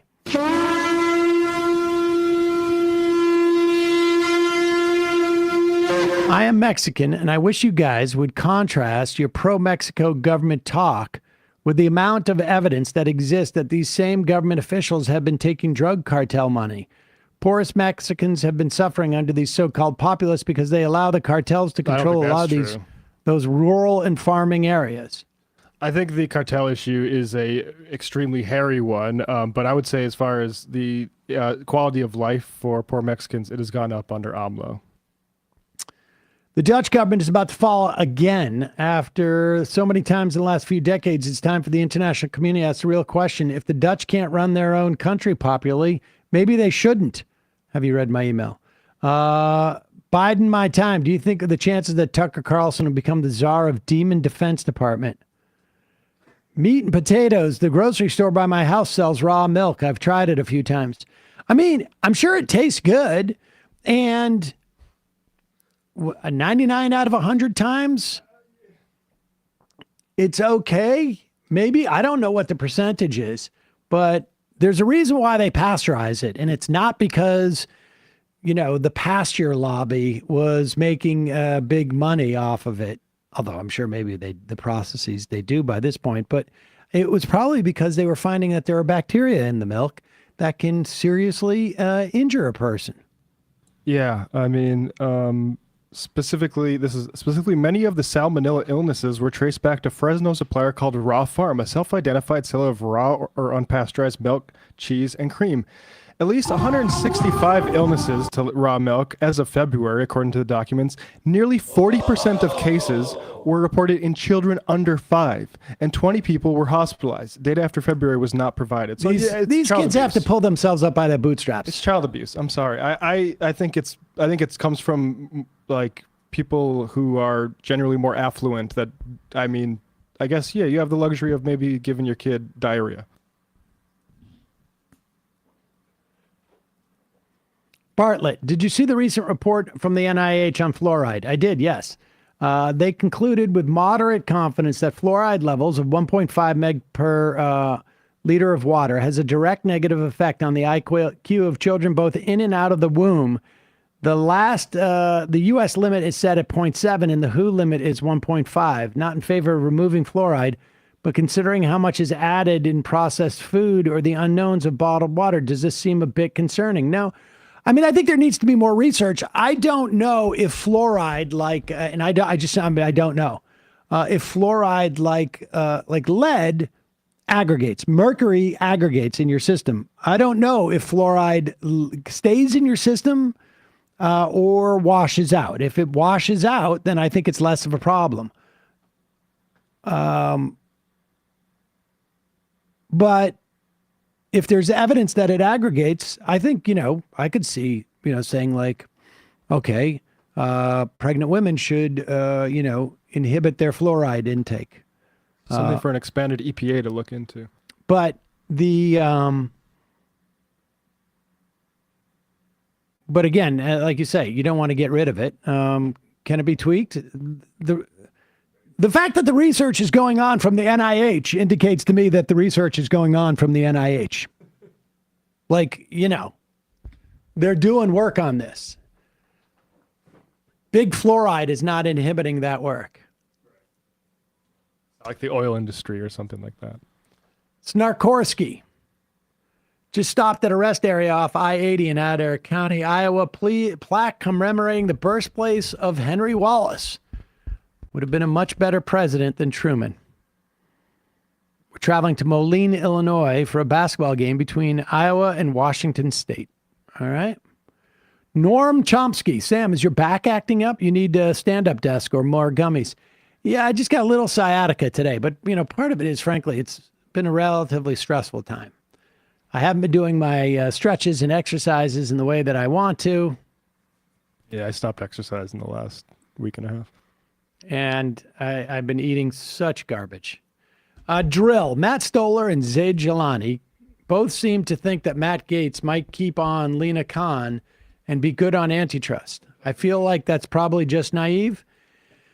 I mean, we'll see. Hope they're right.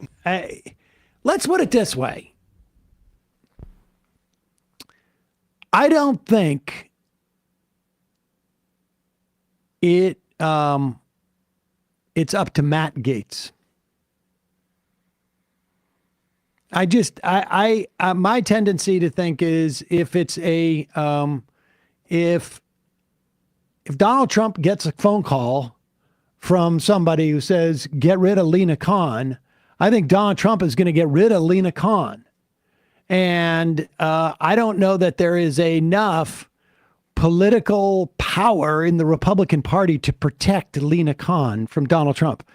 I don't know that there's even remotely an inclination to do that. So I think, it may be the case that Gaetz is interested in, wants to support Lena Khan. Maybe he can make the argument to Donald Trump. But it'll be an interesting test. Yeah. Maybe J.D. Vance and Matt Gaetz sincerely want to have a robust antitrust regime in the White House. Would I be very happy about that? Yes. Maybe we should organize our politics. Would that change my perception of the Republican Party? No, it would not. Yeah, I think we should organize our politics as if they aren't going to do that. And if they do, yes. Mark Bankston, lawyer who sued Alex Jones in Texas, now suing Elon Musk for the paying people to register thing. Oh, interesting. We should maybe see if he wants to come on. We've had him on a couple of times on these. The Onion should give him a legal channel that broadcasts out of Alex Jones's studio. Well, that would be pretty fun. Fitzy from MTL? I don't know what that is. Is that Montreal? Well, maybe Montreal. Oh, Canadian postal workers are on strike. I'm hopeful the strike will be put serious pressure on Canadian Post Corporation to settle on a contract. Canadian Teamsters have shown huge solidarity. Workers at Purolator said they will not touch and parcels from Canadian Post. Great. All right, let's get to some clips here. We got a lot of stuff I want to get to. This is going to be fun. Donald Trump is crazy. He's crazy. People know this. He's, I guess, a huge narcissist, I'm told. I'm not terribly familiar with all this psychobabble speak. But this is fantastic. And let's be clear. This is stuff to make you feel good, because both of these men are horrible human beings who are going to do horrible things to the planet and to individuals and people and whatnot. But to watch Trump embarrass one of them, it's a little bit of comic relief. Here is Donald Trump at the American First Policy Institute Gala in Mar-a-Lago. In there. What, this is just another way. Put money in my pocket. Guess what? Galas don't have to be for not-for-profits. And charity starts at home. But this is pretty good. Relax. We have a man who has a seriously high IQ. You know, I'm a person that believes in high IQs, and his is about as high as they get. He launched a rocket 3 weeks ago, and then he went to Pennsylvania to campaign because he considered this more important than launching rockets that cost billions of dollars. Elon Musk. Elon.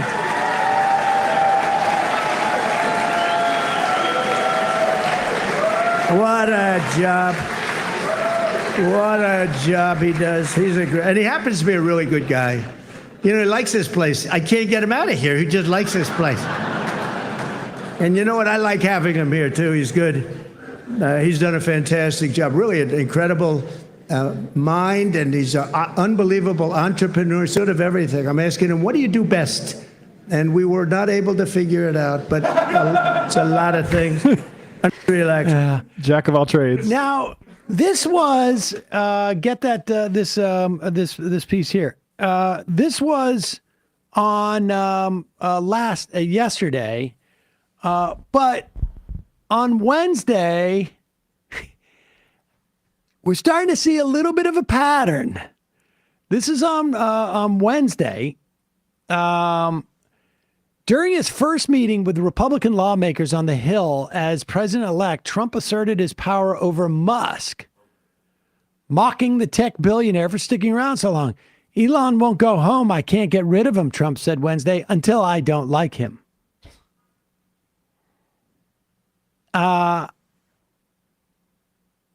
Apparently everybody was laughing. But, you know, when the jokes... There's a thing called kidding on the square that Al Franken has talked about. And with Trump, like he's not capable on some level of the type of artifice that is associated with, like, he's not going to create some type of fiction around here, and it's seeping out. You can see how he's trying. Like, we can't figure out what he's good at. I mean, he's so good at everything. But he did know that it was more important to get me elected than to put a rocket ship on the moon. So here is Donald Trump, the beginning of Trump embarrassing Elon Musk. And the question is, will Elon Musk be enough of a cuck that he'll be okay with it and not lash out? Or is he so arrogant that he'll be pissed and want to put Trump in his place? My guess is it's the former. Wants attention. Will you grab the USA thing again? Because you can hear it here. This is the hey guys, how's it going? Elon is a guy. Go do some partying? He's only in it for the sort of validation and attention. Like this is a guy who has so many failed promises of like when we're going to go to the moon or what's going to be put in a tunnel in Vegas, and you know he's a flim-flam charlatan. Yeah,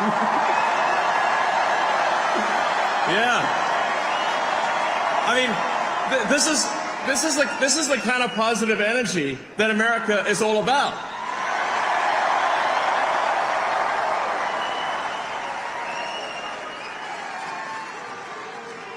Yeah. USA, USA, USA, USA, USA. Wah! There you go. That energy. Whoa! If only some kids let them sit next to him at lunch. I know it. Instead of just... I know it. It's so much of what this is about. I'm going to make everybody pay for how I felt awkward as a kid. Bree, I grew up on raw milk. Thank God I didn't get sick. Yeah, I think if you're on a farm or something like that, like my mom grew up on a dairy farm. I've had unpasteurized milk too. In terms of broad commerce, well, that's the big difference, right? Like, you're sitting there and you know how the milk is delivered, and somebody's going to have a direct amount of care. But when it starts to be commercialized, when it starts to get bottled for multiple people, and you're hiring people to do this, and it's not going into their kids' thing, the level of care goes down a little bit. People can still make mistakes. Yep.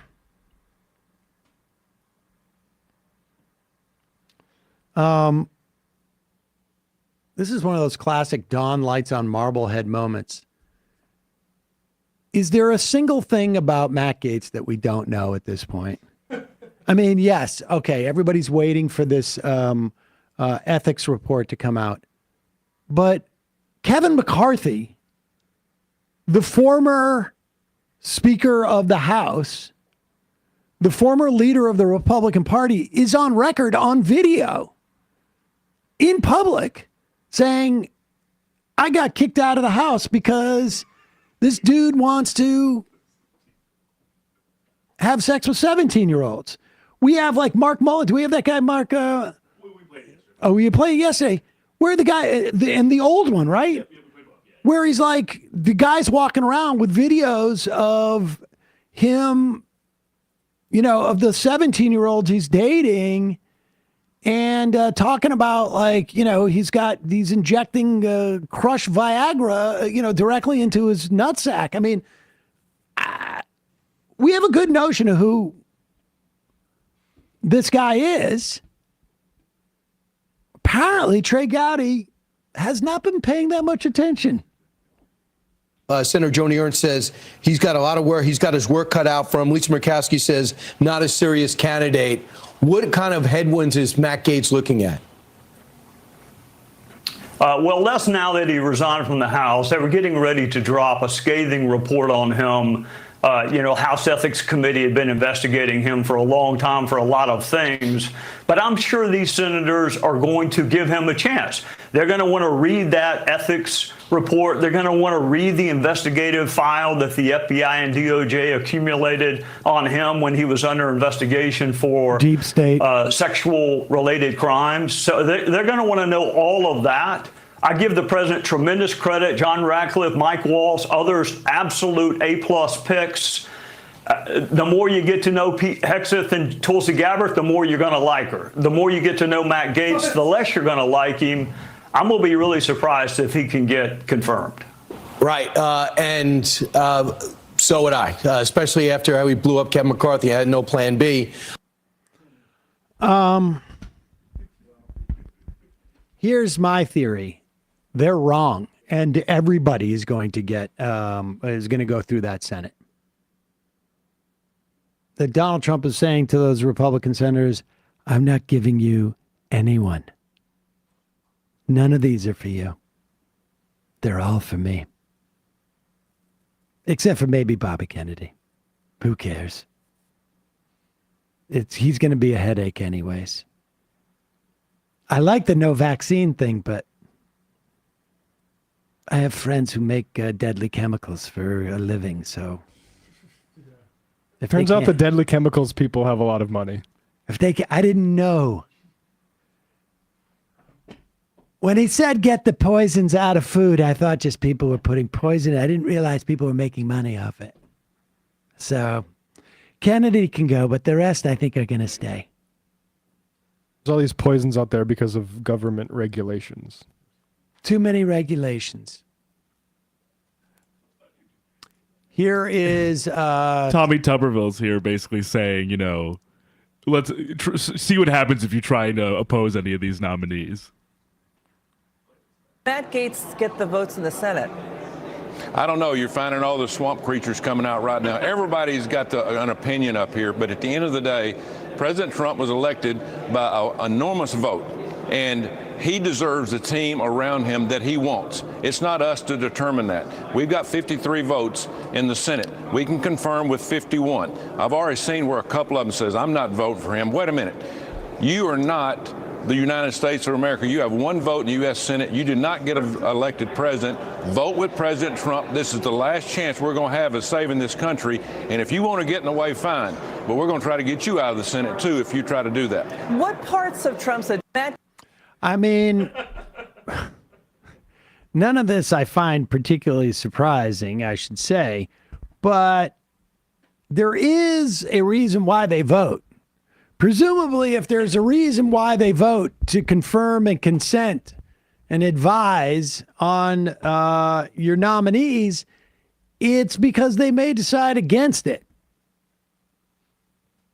You get one vote. So you're not allowed to vote in certain ways. I mean, Tommy Tuberville is stupid, but he also, like, I think he's right in this instance. They're not going to vote against Donald Trump. I don't think they will. I got to think of, you're not America. It's like, I'm a representative that people voted for, though. Like, I guess whatever. Also, I was looking at his salaries as head coaches. Just $2 million every year for, like, you know, multiple years. So dumb, but very paid. I was going to say, like, though, I'm only encouraged by the fact that he could have misplaced it. Honey, you see my $2 million around here? He also, that's his salary, but you know that he got paid 5 other different ways. No doubt. Speaking of lunatics sort of like peripherally joining this administration,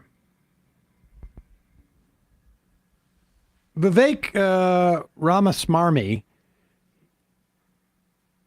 has been partnered, I guess, with Elon Musk to run the cut non-millionaire and billionaires functions of government commission is really what it comes down to, right? Like, that's all they're doing. Do you think they're going to cut a ton of military stuff? I do. I think they're going to cut some. I think it's going to be an amazing coincidence when Elon Musk happens to be able to provide those things in the private sector for the military. For markup? Well, for markup for him, or that Vivek Ramaswamy has some type of company that would provide services, like 100%. This is a privatization scheme. And but here's Ramaswamy on Fox News. And this is him on Hannity. Wednesday. Yeah, on Hannity. Here we go. Out here. Look, the $2 trillion, I stand corrected. No, I want to be very clear about the scale. I want to be very clear about the scale that we're thinking here. We're not thinking small. We're playing big here because we have a once-in-a-generation mandate right now. The American people have voted for drastic reform of the government, and our federal government is broken. It's no secret that it is a fourth branch of government, the administrative state that makes most of the rules, that creates a federal bureaucracy that's hampering our economy. So what do we want to do? We want to go in and slash and burn that bureaucracy to help Americans, stimulate the economy, and to restore self-governance again, Sean. The people we elect to run the government, they're not even the ones who run the government anymore. It's these unelected bureaucrats. Republican politicians have talked about fixing this for a long time. Hold on for a second. Now, you may be either confused or assuming that Ramaswamy is doing some type of performance piece. It's trying to be funny.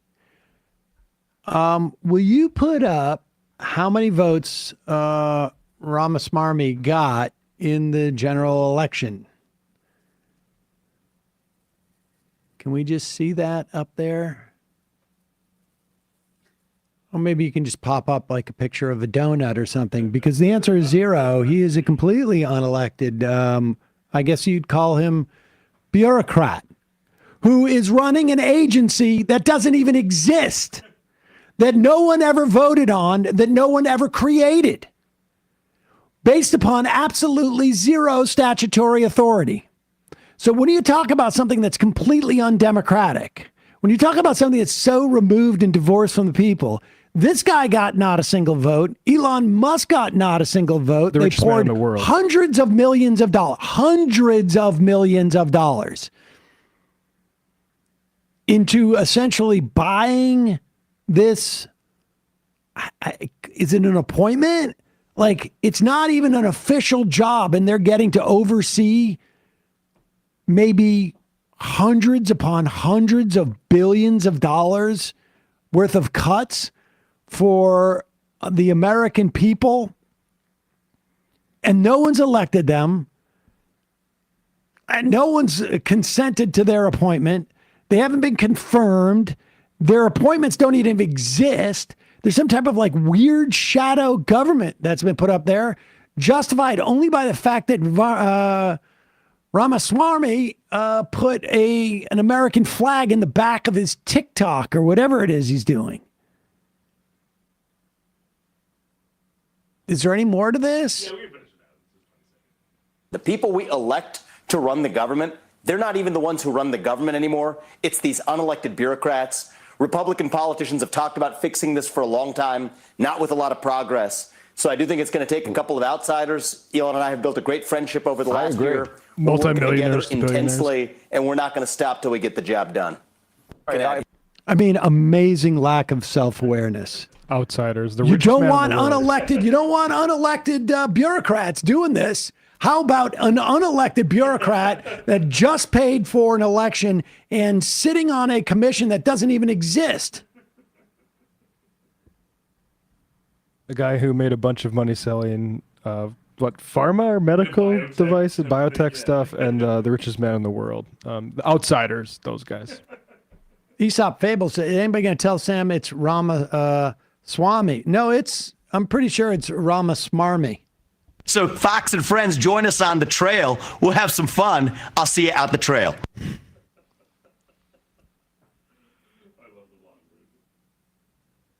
Jerry at the beach, do you predict all these absurd government cuts? Should they even happen, affecting the post office? Of course. RFK Jr. brainworm. When Vivek says help Americans, he doesn't mean everybody. He just means in the top 10%. If that. Yeah. Him and his friends that he's talking to. I mean, this is what we got. Hugo's Burgers. Did you watch David Pakman and Dave Rubin go at it on Piers Morgan? Pakman laughed in Dave's face and said his Russian money dried up, so he has to continue his right-wing grift. Rubin got visibly mad and called Pakman a smug little prick. David should have been more aggressive, in my opinion. And Brian Tyler Cohen got steamrolled by the other loud and obnoxious right-wing guest. Sam, please start going on these type of shows. Even if it gives you a little name recognition, it helps the left overall. They've asked me to go on there, but they record during, the show. They've invited me on to go on the hour before the show, but I prep for the show. One of the things that I do before we do a show is I read about the topics that we're going to talk about. I've been trying to move you to the Tim Pool model where I just throw an article at you and have you read it. Come up with a 45-minute opinion on the 2 lines from this Forbes article. From this Forbes aggregation of another article that's been written based upon another article. Civil War imminent? I can do 45 minutes on that.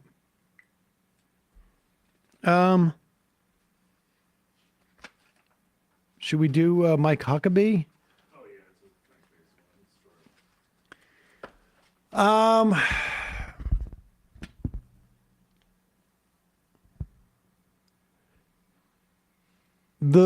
of the reasons, and obviously, it seems like Harris lost this election for more reasons than just Gaza. Although I will say, I don't know how much Gaza dampened enthusiasm and dampened the efforts of activists. It's hard to say. But we do know that there was a real problem with young people. And it wasn't that Trump converted a lot of the young people. It was a lot of young people stayed at home.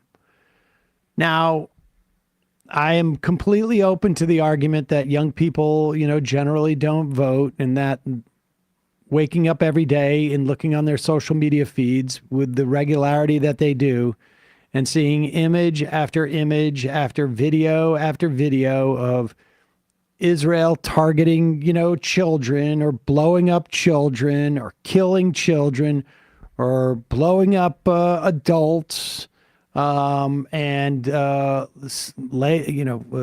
siege to hospitals and blowing up universities and blowing up homes and firebombing tents. And maybe that had no impact on the enthusiasm of young people who get all of their news from these sources to vote. Maybe that's the case. but I find it hard to believe. But the fact of the matter is, the Trump administration is going to be worse.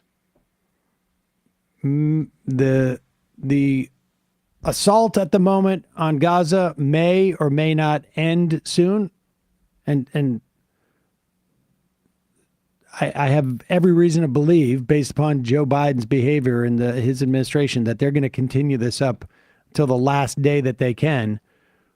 But I'm also not convinced that Donald Trump isn't going to stretch it out. But I will say this, in terms of a political project, Palestinians are going to suffer as a political matter, in terms of like gaining rights and curbing the oppressive nature of the Israeli government. That's not happening for an extended period of time. Here is Governor Mike Huckabee, or former Governor Mike Huckabee. It's just Mike Huckabee, who is now the ambassador to Israel elect, I guess. And I believe it is a special place because God made it special. And so without any apology in saying this, I'm a simple guy. I believe the scripture. Genesis 12. Those who bless Israel will be blessed. Those who curse Israel will be cursed. I want to be on the blessing side, not the curse side. And this, for me, is an extraordinary honor, but it's also a very weighty responsibility that the president has asked me to do. And I am honored to do this for my country and for my president. And I believe. In the past, he said that there is no occupation. These are not settlements. They're towns. There is no West Bank. There's only Judea and Samaria. And he's not driving this policy, but he has been picked because he is so fully on board with it. That's the thing to understand. That's why, I'm skeptical about will Matt Gaetz save antitrust. All of these people are being picked not because they're going to have a free hand at developing policies or relationships or whatnot, because they will do exactly what they're told. Let's get the diversity of ideas in here. 100%. And I don't know that Donald Trump comes up with these ideas. They're just, in many respects, probably sold off to the highest bidder. But Trump does not want friction. He does not want to have to convince anybody to do what he's telling them. Do it. And he knows, based upon what his agenda is, that and what Huckabee's is that he's not going to get any friction from Huckabee. You do not hire somebody who does not believe that Israel is an occupying force, does not believe that the West Bank exists, believes that, biblically speaking, you shouldn't criticize Israel. You don't hire that guy unless your plan is to give Israel all of that power. And you just want to make sure that someone's going to be there to do it. And that's what Mike Huckabee is. I think Kufi, Christians United for Israel, is a vocabulary term that's probably going to rise more now that Trump's in office, because that's a huge part of the coalition. They're a much bigger organization than any other Zionist organization that's out there. I mean, we've been saying this for a long time, but I have a feeling people are going to... Is Hagee going to get an appointment? Wait, he doesn't need to. Yeah, that's true. They got, they got Hagee without the baggage, right? Let's get out on the trail and have some fun. So Fox and friends, join us on the trail. We'll have some fun. I'll see you out the trail. That was to prove he's a rapper. You can pick up the beat. He's really throwing down some serious beat there. Kowalski from Denial. Sam, that's a ridiculous excuse not to go on those other shows. Not only could you just simply have Emma host solo, there are fewer labor protections. You can just overwork your employees. You also have Matt, who could easily do a video game stream, or John from San Antonio, and I could come on and have our debate mediated by the only true arbiter of fairness, Bradley. There are options. You're refusing to see them. I mean, I suppose I could go on for 45 minutes, but that would be tricky, just even technologically on Monday, because then I'd have to disconnect this thing and connect that. I'd rather just do it on Thursday. Asking for trouble. Charlie Jerk, are you taking calls today? I don't know. Maybe we will. Oh, Cole from Little Rock. There are tons of local stories down here about what devout Christian Mike Huckabee's kids got up to in high school that he covered up. I mean, certainly like animal stuff. I remember this. Huckabee? Yeah. One of his kids killed a dog.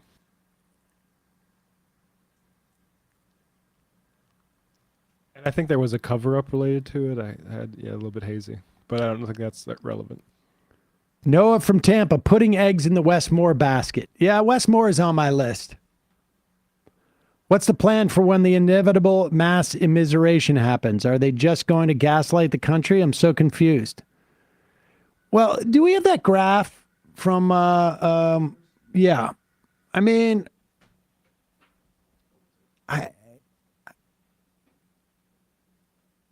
this is, half the people voted in the election are Democrats, half the people vote in the election are Republicans, but there's also a lot of there's a lot of non-registered people. This graph, I don't know what to make of this graph. This chart excludes political independence. It says it in the bottom. If I'm a registered Republican, I am going to have a great consumer sentiment because I'm going to be getting tax cuts. Well, the idea that it changes so radically in one day for Democrats and Republicans. I mean, Democrats are going to get tax cuts too, right?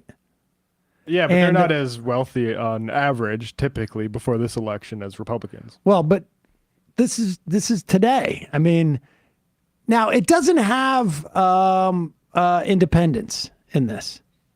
So, and I don't know how about the polling, but there is no doubt that people's perception of, or at least some people's consumer sentiment, is dictated by who's in power. There's no doubt about that. But, and it could be also like, will rents go down? Well, now that my guy's in office, they will. Doesn't mean that they're not feeling the pressure in that moment.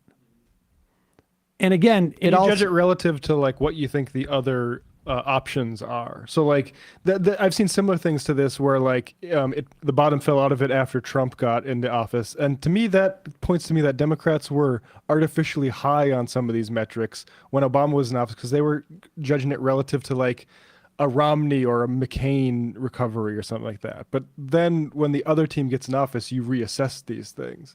Like I think the actual material issues where it's like, oh, this amount of people are experiencing homelessness or poverty tell you a lot more than these partisan metrics do. But in terms of like whether it's a vibes or what type of thing, this is, this cuts against it. And of course, you're also leaving out independence on some level, and you're making a broad average, right? Like this doesn't tell you as much as I think it purports to. Yeah, I don't think no. Let's take a brief moment, ladies and gentlemen, to remind you that Lauren Boebert still exists. Regardless of what you think about the unidentified anomalous phenomena hearings, and I'll be honest with you, I don't think much one way or another about them. If there are aliens living amongst us, please do something. Yeah, let's see some efficacy here. If you are here, fix global warming and bring us Medicare for all. So some high-speed rail too, maybe? High-speed rail would be great. Teleportation. This thing where you go and float around like, I don't know, weather balloons high up in the atmosphere. Not enough, guys. You are from a far more technologically advanced planet than ours. Let's get a 25-hour work week going here. Let's do this. But in the meantime, until that stuff happens, it's very hard for me to take a hearing seriously when Michael Schellenberger is there testifying. Oh, God. But regardless, Schellenberger. This is, I mean, look, I think it's quite possible that there are, Defense Department and agencies that are making drones that we're picking up or whatever. I mean, who knows? Yeah. I do not think that it's going to materially impact us in any way. I would much rather, investing, and it certainly wouldn't be at the top of my list, but I would rather investing in NASA and than this stuff. But whatever, it's not that expensive. But here's Lauren Boebert asking the question that any of us who have spent time watching Battlestar Galactica over and over again, and its prequel, Caprica, genuinely care about. Okay, so there are rumors that have come up to the Hill of a secretive project within the Department of Defense involving the manipulation of human genetics with what is described as non-human genetic material, potentially for the enhancement of human capabilities, hybrids. Are any of you familiar with that? Yes or no? No, ma'am. I am not, ma'am. I'm not. No, ma'am. Okay, I would like Let it go a little bit more. to know, with Immaculate Constellation, how does this relate to UAP activities, Mr. Schellenberg, in oceanic environments? Are there any instances where the Navy or other maritime forces have encountered UAPs that could not be explained by known technology or natural phenomena? Yeah, the Immaculate Constellation covers both terrestrial and oceanic, and there's actually a number of cases described in the report that occur in the ocean. And do you believe that there is a concerted effort by the Pentagon I don't to keep care about this. I mean, the best part about this is that she has no idea what she's reading. This is all just for her to get some like free, essentially like publicity and support. Fantastic. Immaculate Constellation. I'm sorry, like we get for as long as I've been doing this, there's a certain amount of people. And look, I was a big X-Files fan growing up, maybe one of my favorite TV shows of all time. I do want to believe, and that's why I come at this from a God that failed perspective. This isn't real. None of this is real. This is a big distraction. This is a way to get DARPA and Elon Musk and people like him giant contracts to point things to surveil the skies. There's no ETs out there. There's at most a very advanced piece of technology that we are kind of showing off, like we did with a stealth bomber or with drones.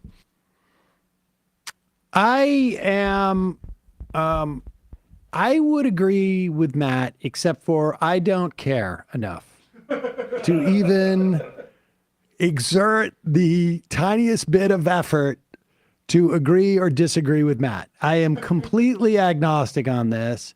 My sense is when I see Lauren Boebert and Michael Schellenberger sitting in a room talking about something, my first instinct is to believe this is a scam, because I don't think either one of those people are serious individuals. Nope. Who are interested in anything other than chasing some type of publicity. Again, that doesn't mean that I don't think that there's a possibility of, extraterrestrial life, but somewhere, if they're living amongst us already, I don't care until they do something. And if they've had the ability to be amongst us all this time, like, we're not preempting anything. Yeah. Like, I'm not sure I get the point.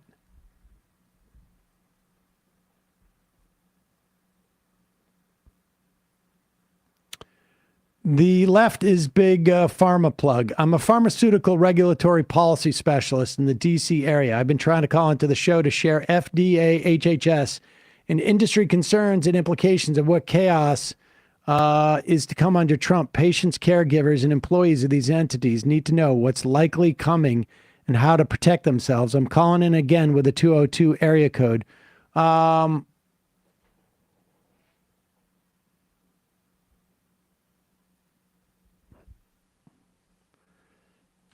Do we have time to turn on the phones? Yeah, I'll turn on the phones for a second. How's that? Maybe we'll take one or two calls. Oh, what's going on here? I can't get oh, there we go.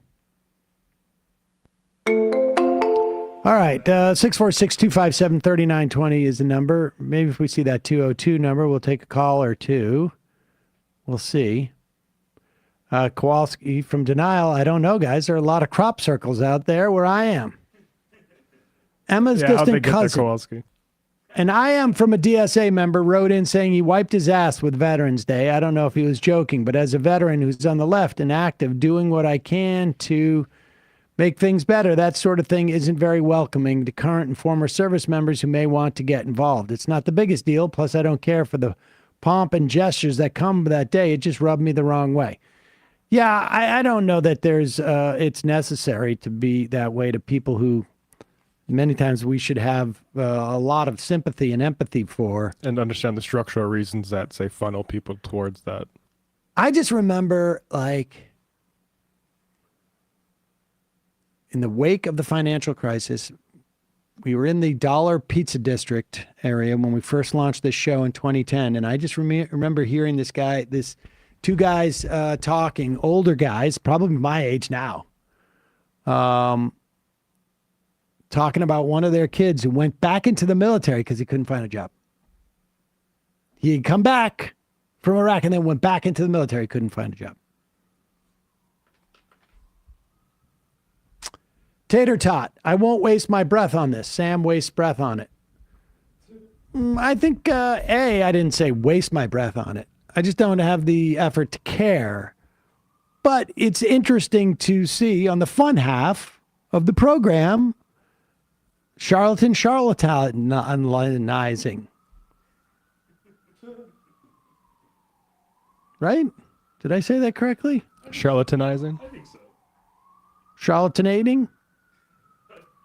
Impresario, that's the word I was looking for what Musk is. Like, just constantly touting things.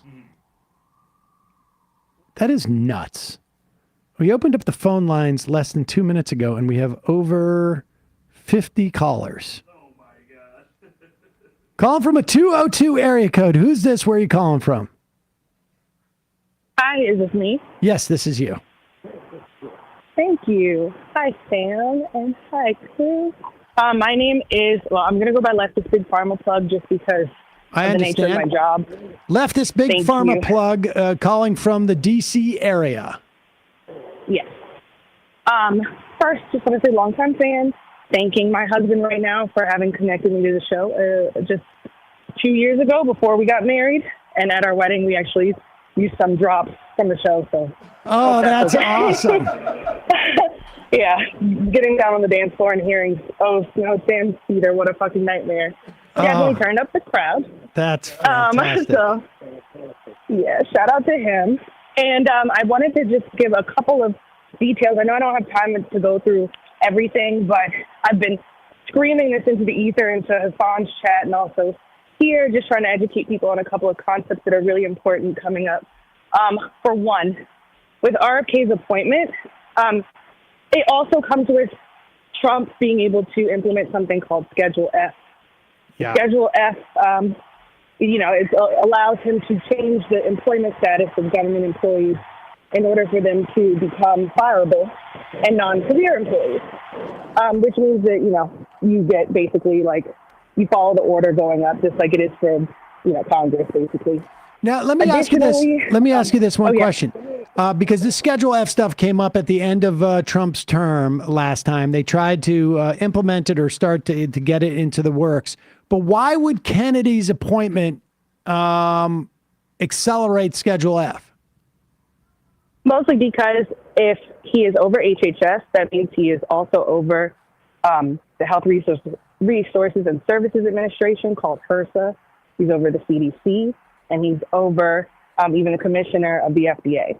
So there is a lot of legal precedents where there was tension during Trump's administration, even when it came to things like emergency use authorizations being used for vaccines. And there were ways that those were kind of accelerated and circumvented the Trump administration when they didn't have leadership over those direct offices by someone who was willing to go along. Okay. So if you have someone who accelerates the going along, leads to worse outcomes faster, basically. Okay. I mean, but that's the case in all of the agency appointments he's going to make, that he's going for the most loyal.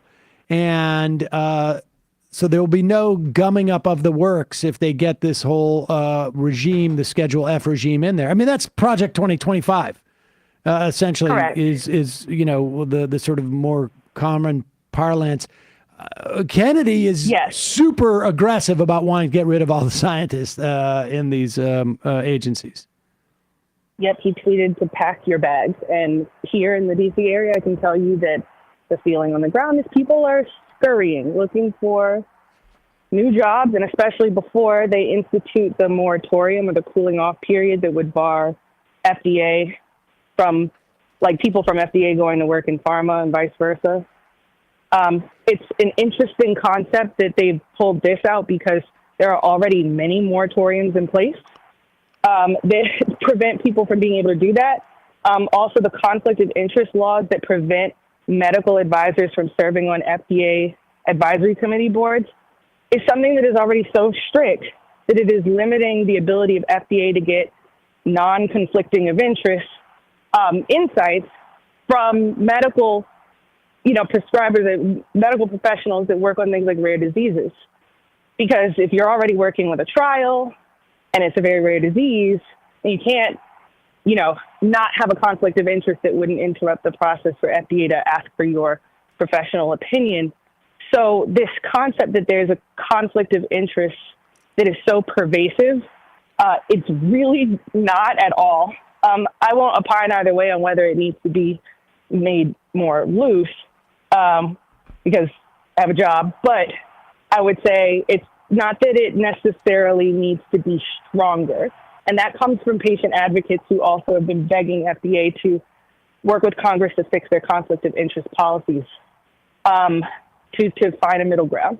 Right. And then there's one last thing. Well, they're like 10 because, and things just that to I could be talk clear about, but- here, just to be clear, so because the people can understand this, this is not like somebody coming on a board to decide whether the government needs more widgets and just happens to work at a widget factory. If you are studying a specific health problem, let's say, you want people who understand that health problem, and there's no place for them to be working that wouldn't be a conflict, right?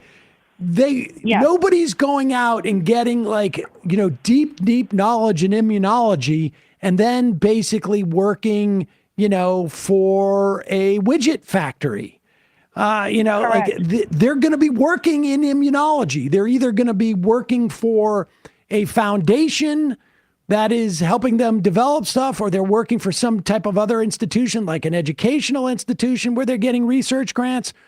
Those grants may come from the private sector. They may be working at a pharmaceutical place. I mean, it's one thing to say okay, if you're working at a pharmaceutical place that has the patent for a specific thing to address this, there should be at least, a clear sort of like disclosure associated with that. And you shouldn't be the only person working on this, but it just doesn't work that way in these very sort of like highly specialized fields, that you're going to have somebody who's not going to be working in that field because that's just the way it is. What they do. Yes, that is exactly the case. And that restriction that you're talking about is the conflict of interest policy that's in place, that for diseases that are very small, like maybe they affect a really small population, which we would, like say cystic fibrosis, for example. There are but so many cystic fibrosis clinicians that work in that space that would then also be working for these other entities that would then pose a conflict of interest issue. And the boards do not even, like when you go on an ad board, you do not, or an advisory committee, excuse me, because ad board is different. When you go on an advisory committee, as a medical professional, you are not weighing in on the approvability of a drug. You never are to weigh in on the regulatory decision-making of the FDA. What they're asked of by the FDA is for their opinion about whether they would give it to patients in their medical practices or based on their fields of study. And to your latter point, or to your earlier point, as someone who is a medical professional with $300,000 worth of student loan debt, that's why I'm in the industry, because who can help me out of this other institution's problem that they imposed on me. So there are a lot of clinicians that do very above ground work that are already blocked from being able to collaborate with the FDA for things that would serve patients. And for the most part, it is the right thing to do, but it is the most difficult thing to work around. And so that whole revolving door concept it's so flipped and late. Well, this is my issue with a lot of the things that Kennedy has proposed that I think are problematic. Like it's one thing to say, okay, we're going to pull all the fluoride from our water and say, but before we do that, we're going to make sure that every single American in the country, however you phrase it, has great dental care and access to dentists and regular care on the regular, and where they can get treatment as needed for issues like cavities and whatnot. There is no systemic sort of addressing of problems by Kennedy. Everything is sort of like almost like a one-off. Like, you're not going to fix the FDA because you fixed it in those 4 years. Like, everything's going to come running back. If you don't want people to be chasing money when it comes to drugs and whatnot, let's have the government produce a lot of these medicines. Let's have the government provide for medical school. Let's take the pressure off the system. And because the problem more often than not is capitalism. And he sort of describes it, but then sort of shies away from it. Like, every tort case that he's worked on has been he can call it greed, but it's capitalism. We have a system where this human emotion is actually sort of like protected and edified and then systematized. And so, you don't deal with like some greedy people, you deal with the system that allows for a human emotion that's going to exist until the end of the time to be kept from being abusive to other people. Exactly. And I know that I don't want to take up all the time for the calls, and I have so much more to discuss. I'll have to call back in again. But I do want to leave you on one last note regarding that point. So there's a big argument that, pharma is in bed with the FDA, basically like this whole revolving door policy. And people think there's like this motif that's going on both parties that is saying basically that like pharma pays FDA for drug approvals and to get things through the back side of things. And I know that kind of came up when you were talking to the guy at the tort reform conference, at the tort conference. I just want to clarify something, and hopefully it's not too in the weeds, but FDA is like partially funded by the government, but never enough. Companies pay the FDA to review drug applications, biologics, devices, generics, over-the-counter drugs, and those are paid through user fee agreements. And they're like PDUFA, BASUFA, MADUFA, GASUFA, OMUFA. It's ridiculous, but those are the acronyms. For example, the prescription drug user fee, PDUFA, that's an agreement that is made every 5 years between industry, patient organizations, and the FDA. They come together and they align, collaborate, negotiate on the terms that companies will be paying a certain amount of money. Right now, the rate is $4 million if you have a new drug application that has clinical data that needs to be reviewed, meaning it's not already on the market and you're adding something to it, but rather it's brand new. That's like $4 million. That is a negotiated rate per application, per product, per indication for that product that companies pay, and they pay it to the FDA, and that helps keep the lights on. That is why when the government shuts down, those who are employed based on PDUFA fees can work an extended amount of time beyond the FDA closing. That is so that the lights stay on so that more drugs can be approved. So it is not that it's a like quid pro quo or like some backdoor, like, sneaky thing. This is something that's out in the open. We are going into PDUFA 8 and we're currently in PDUFA 7. This is how we got clinical trial diversity to be a topic that people are actually caring about. It's how Seder, the Center for Biologics and Research, has been able to do things like cell and gene therapies that are also at risk as conservatives think about stem cells and mix it up, bring back early aughts vibes. So I just wanted to clarify that last point about how the money goes.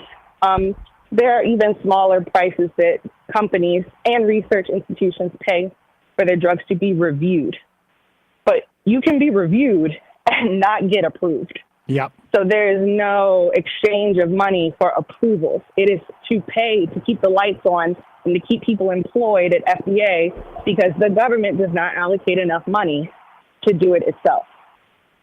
Yeah, I imagine that's also, partly by design on some level because it gets the FDA sort of invested in this type of system. It's something we should just be funding separate, frankly, and make and tie in all of these applications into profits. The U.S. taxpayer, the U.S. society, U.S. citizens are all essentially investors in this stuff. And it should not ever be out of reach for anybody in any way whatsoever, and not be subject to the largesse of these companies because they wouldn't be able to do any of this without us anyway. But really appreciate the call. Exactly. Interesting stuff. Thank you. And Yes. very encouraged about the wedding thing because that may be my future my future gig.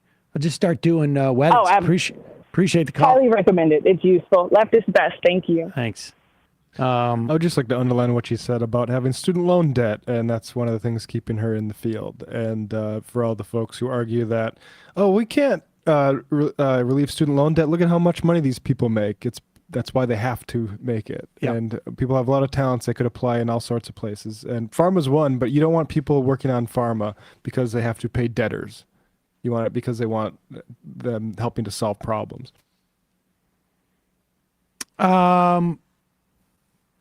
We don't have time for anything else, ladies and gentlemen. We had one call. Nobody's been holding for more than 18 minutes, which is pretty good. That sound.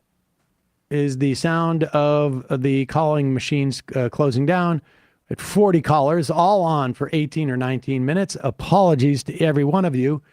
We're gonna make more of an effort. I say this all the time, so forget it. We'll get to you. We will get to you.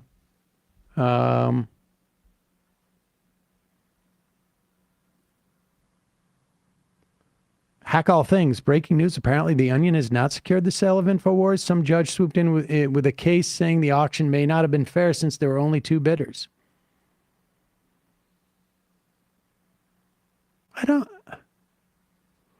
I understand how that could happen. There could be like some creditors but that would have to be a move by like the plaintiffs saying that we wanted more money.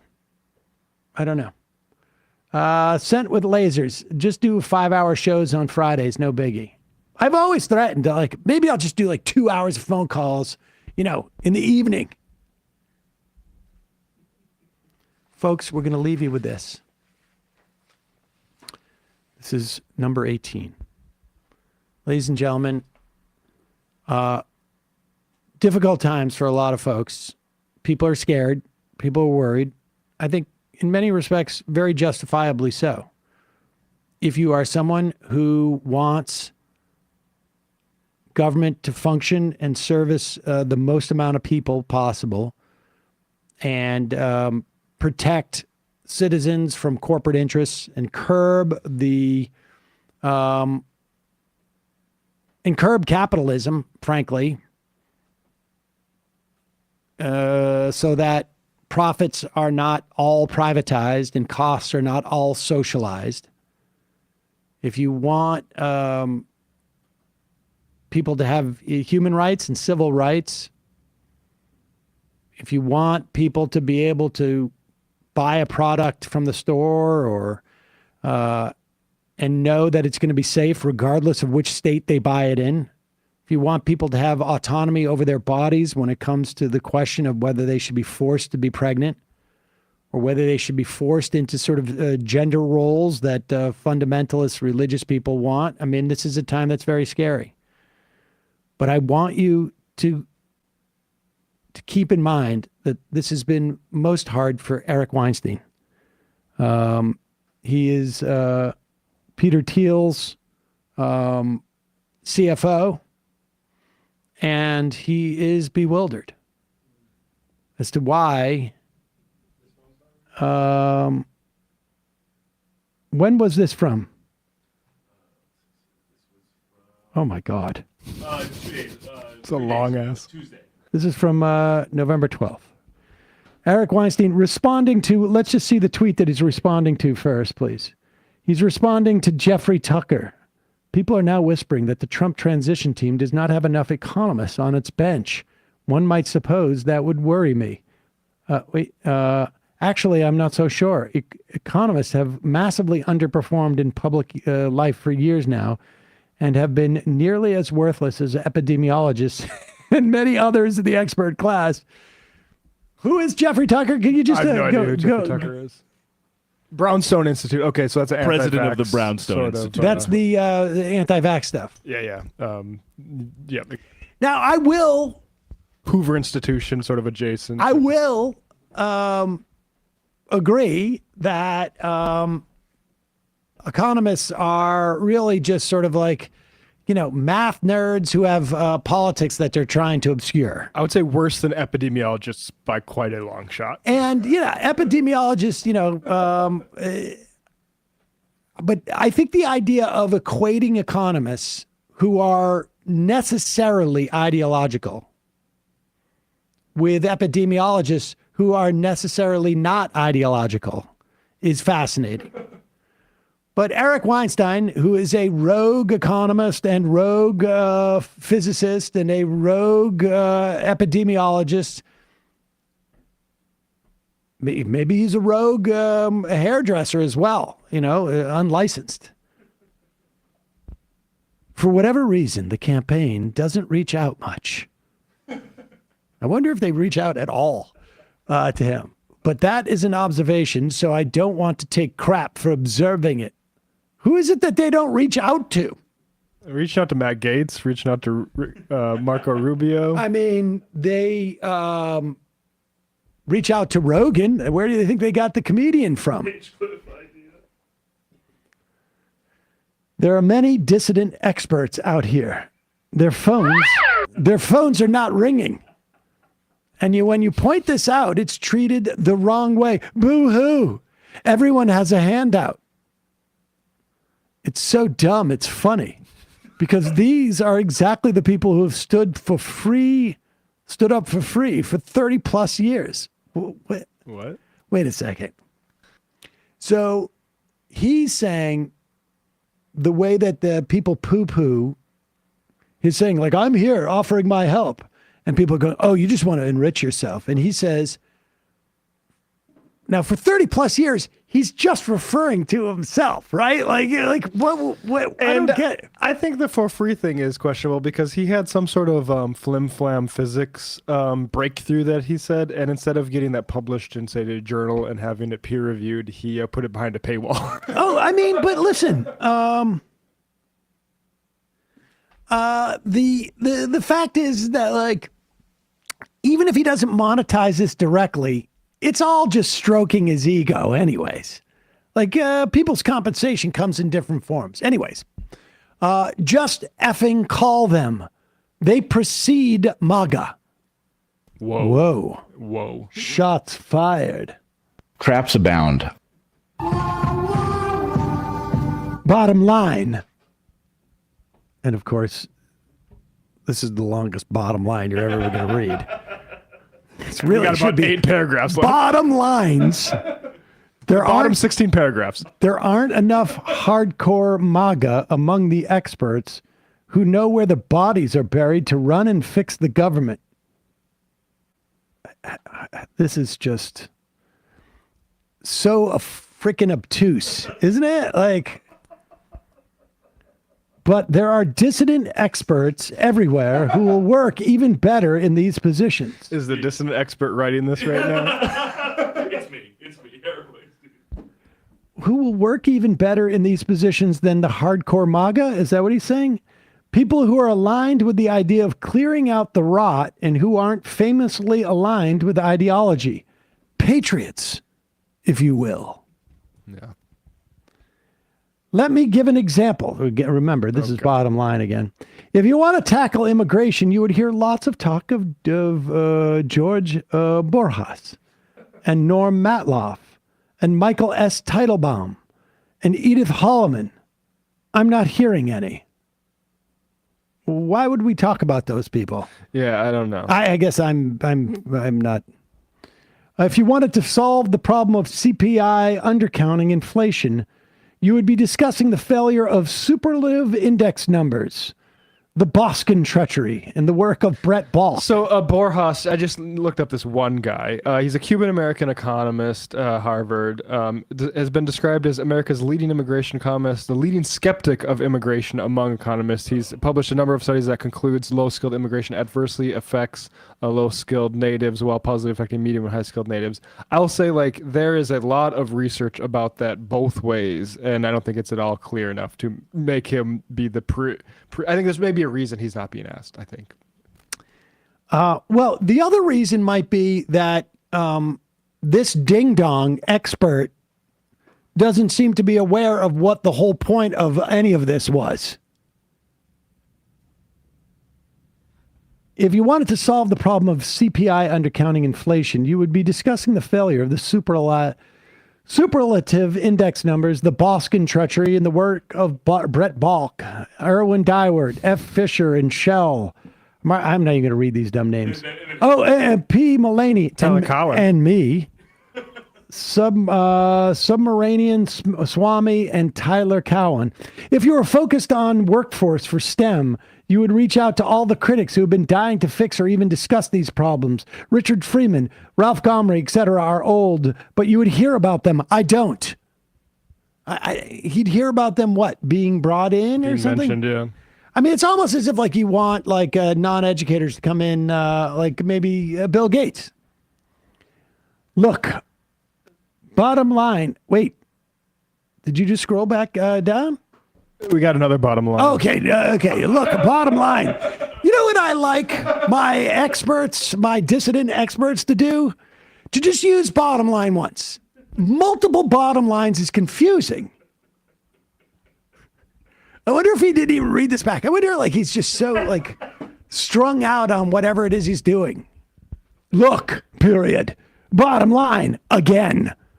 MAGA doesn't understand how administration jobs work. If dissident experts were so hungry for jobs for personal gain, they wouldn't have been living on scraps and berries fighting this war against Washington before Trump ever came on the scene. Well, wait a second. How does dissident experts who have not had jobs in the administration know how jobs in the administration work, as opposed to the MAGA people who also were not in the administration? I feel like definitionally, they sacrifice their comfort for the country, often scraping by. That's not the class of people asking to be made Treasury Secretary on Twitter. The dude is literally on Twitter talking about how he should be brought in for at least one of these roles. The MAGA picture of expertise is wrong. Expertise didn't fail. What failed is which experts we went with for 32 years. What's the 32-year thing? Since 92? After Reagan. After H.W. Bush. Yes. Yeah. We just have the wrong experts everywhere. Don't be afraid of non-MAGA dissident experts. But they aren't going to fall over themselves to beg for a position. I mean, this literally is a total begging for a position. The interpretation of MAGA and the campaign not reaching out is this. What is MAGA? Yeah. What is it the people who have been around Donald Trump? I don't know. He's talking about people without college degrees. The transition team doesn't understand the dissident expert landscape and doesn't seem to care either. It's about loyalty. Oh, really? Did this expert just figure this out? Dawn lights on Marblehead. You don't need to be working in Cambridge to realize that Dawn's lighting in Marblehead. You can see that from Quincy.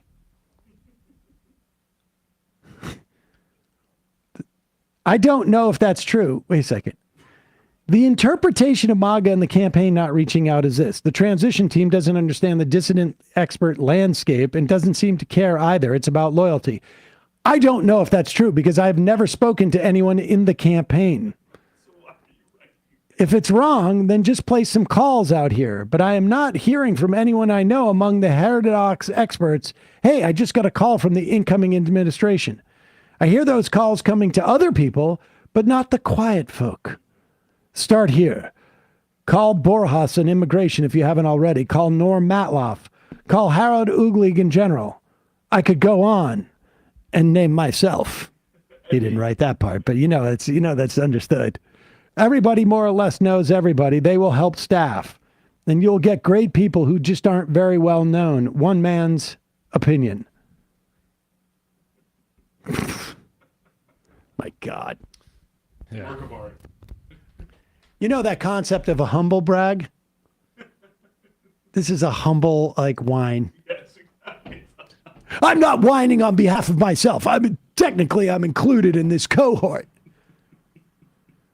And some of these people who you call will, of course, say, you should talk to me. But I'm not whining about that. I'm doing this for the country. All right, folks. One I am of the week. Final I am. Vox Populi, Jeffrey Tucker was a Mises Institute deep libertarian Ron Paul freak. I'm sure all of them are lunatics. Oh, yeah. I'm looking into Tyler Cowen is a lot of libertarians were upset at Nancy McLean's sort of expose of him as sort of coca-lined in Democracy in Chains. And yeah, it's not surprising. All these people are basically subsidized by billionaires, including Eric Weinstein, who is again Peter Thiel's like foot massager. Amazing that JD Vance didn't call him. I guess he was in the wrong side of things. Dissident experts. I'm part of the dissident expert cohort. We should do a show called the Dissident Experts. Oh my God. What an amazing band name too. I'm a dissident, but I'm also smarter than you. Okay. So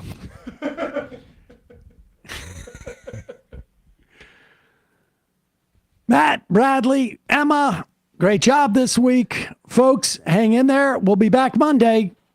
We'll take it from there.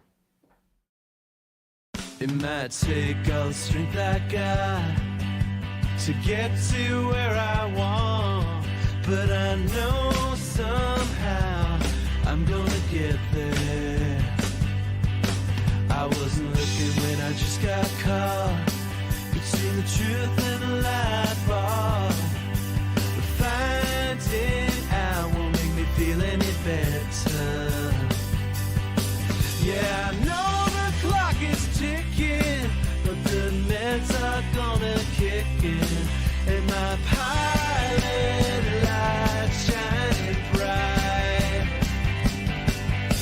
I guess somewhere the choice was made for the option where you don't get paid, for the road that bends before it finally breaks you. I guess somehow I lost my drive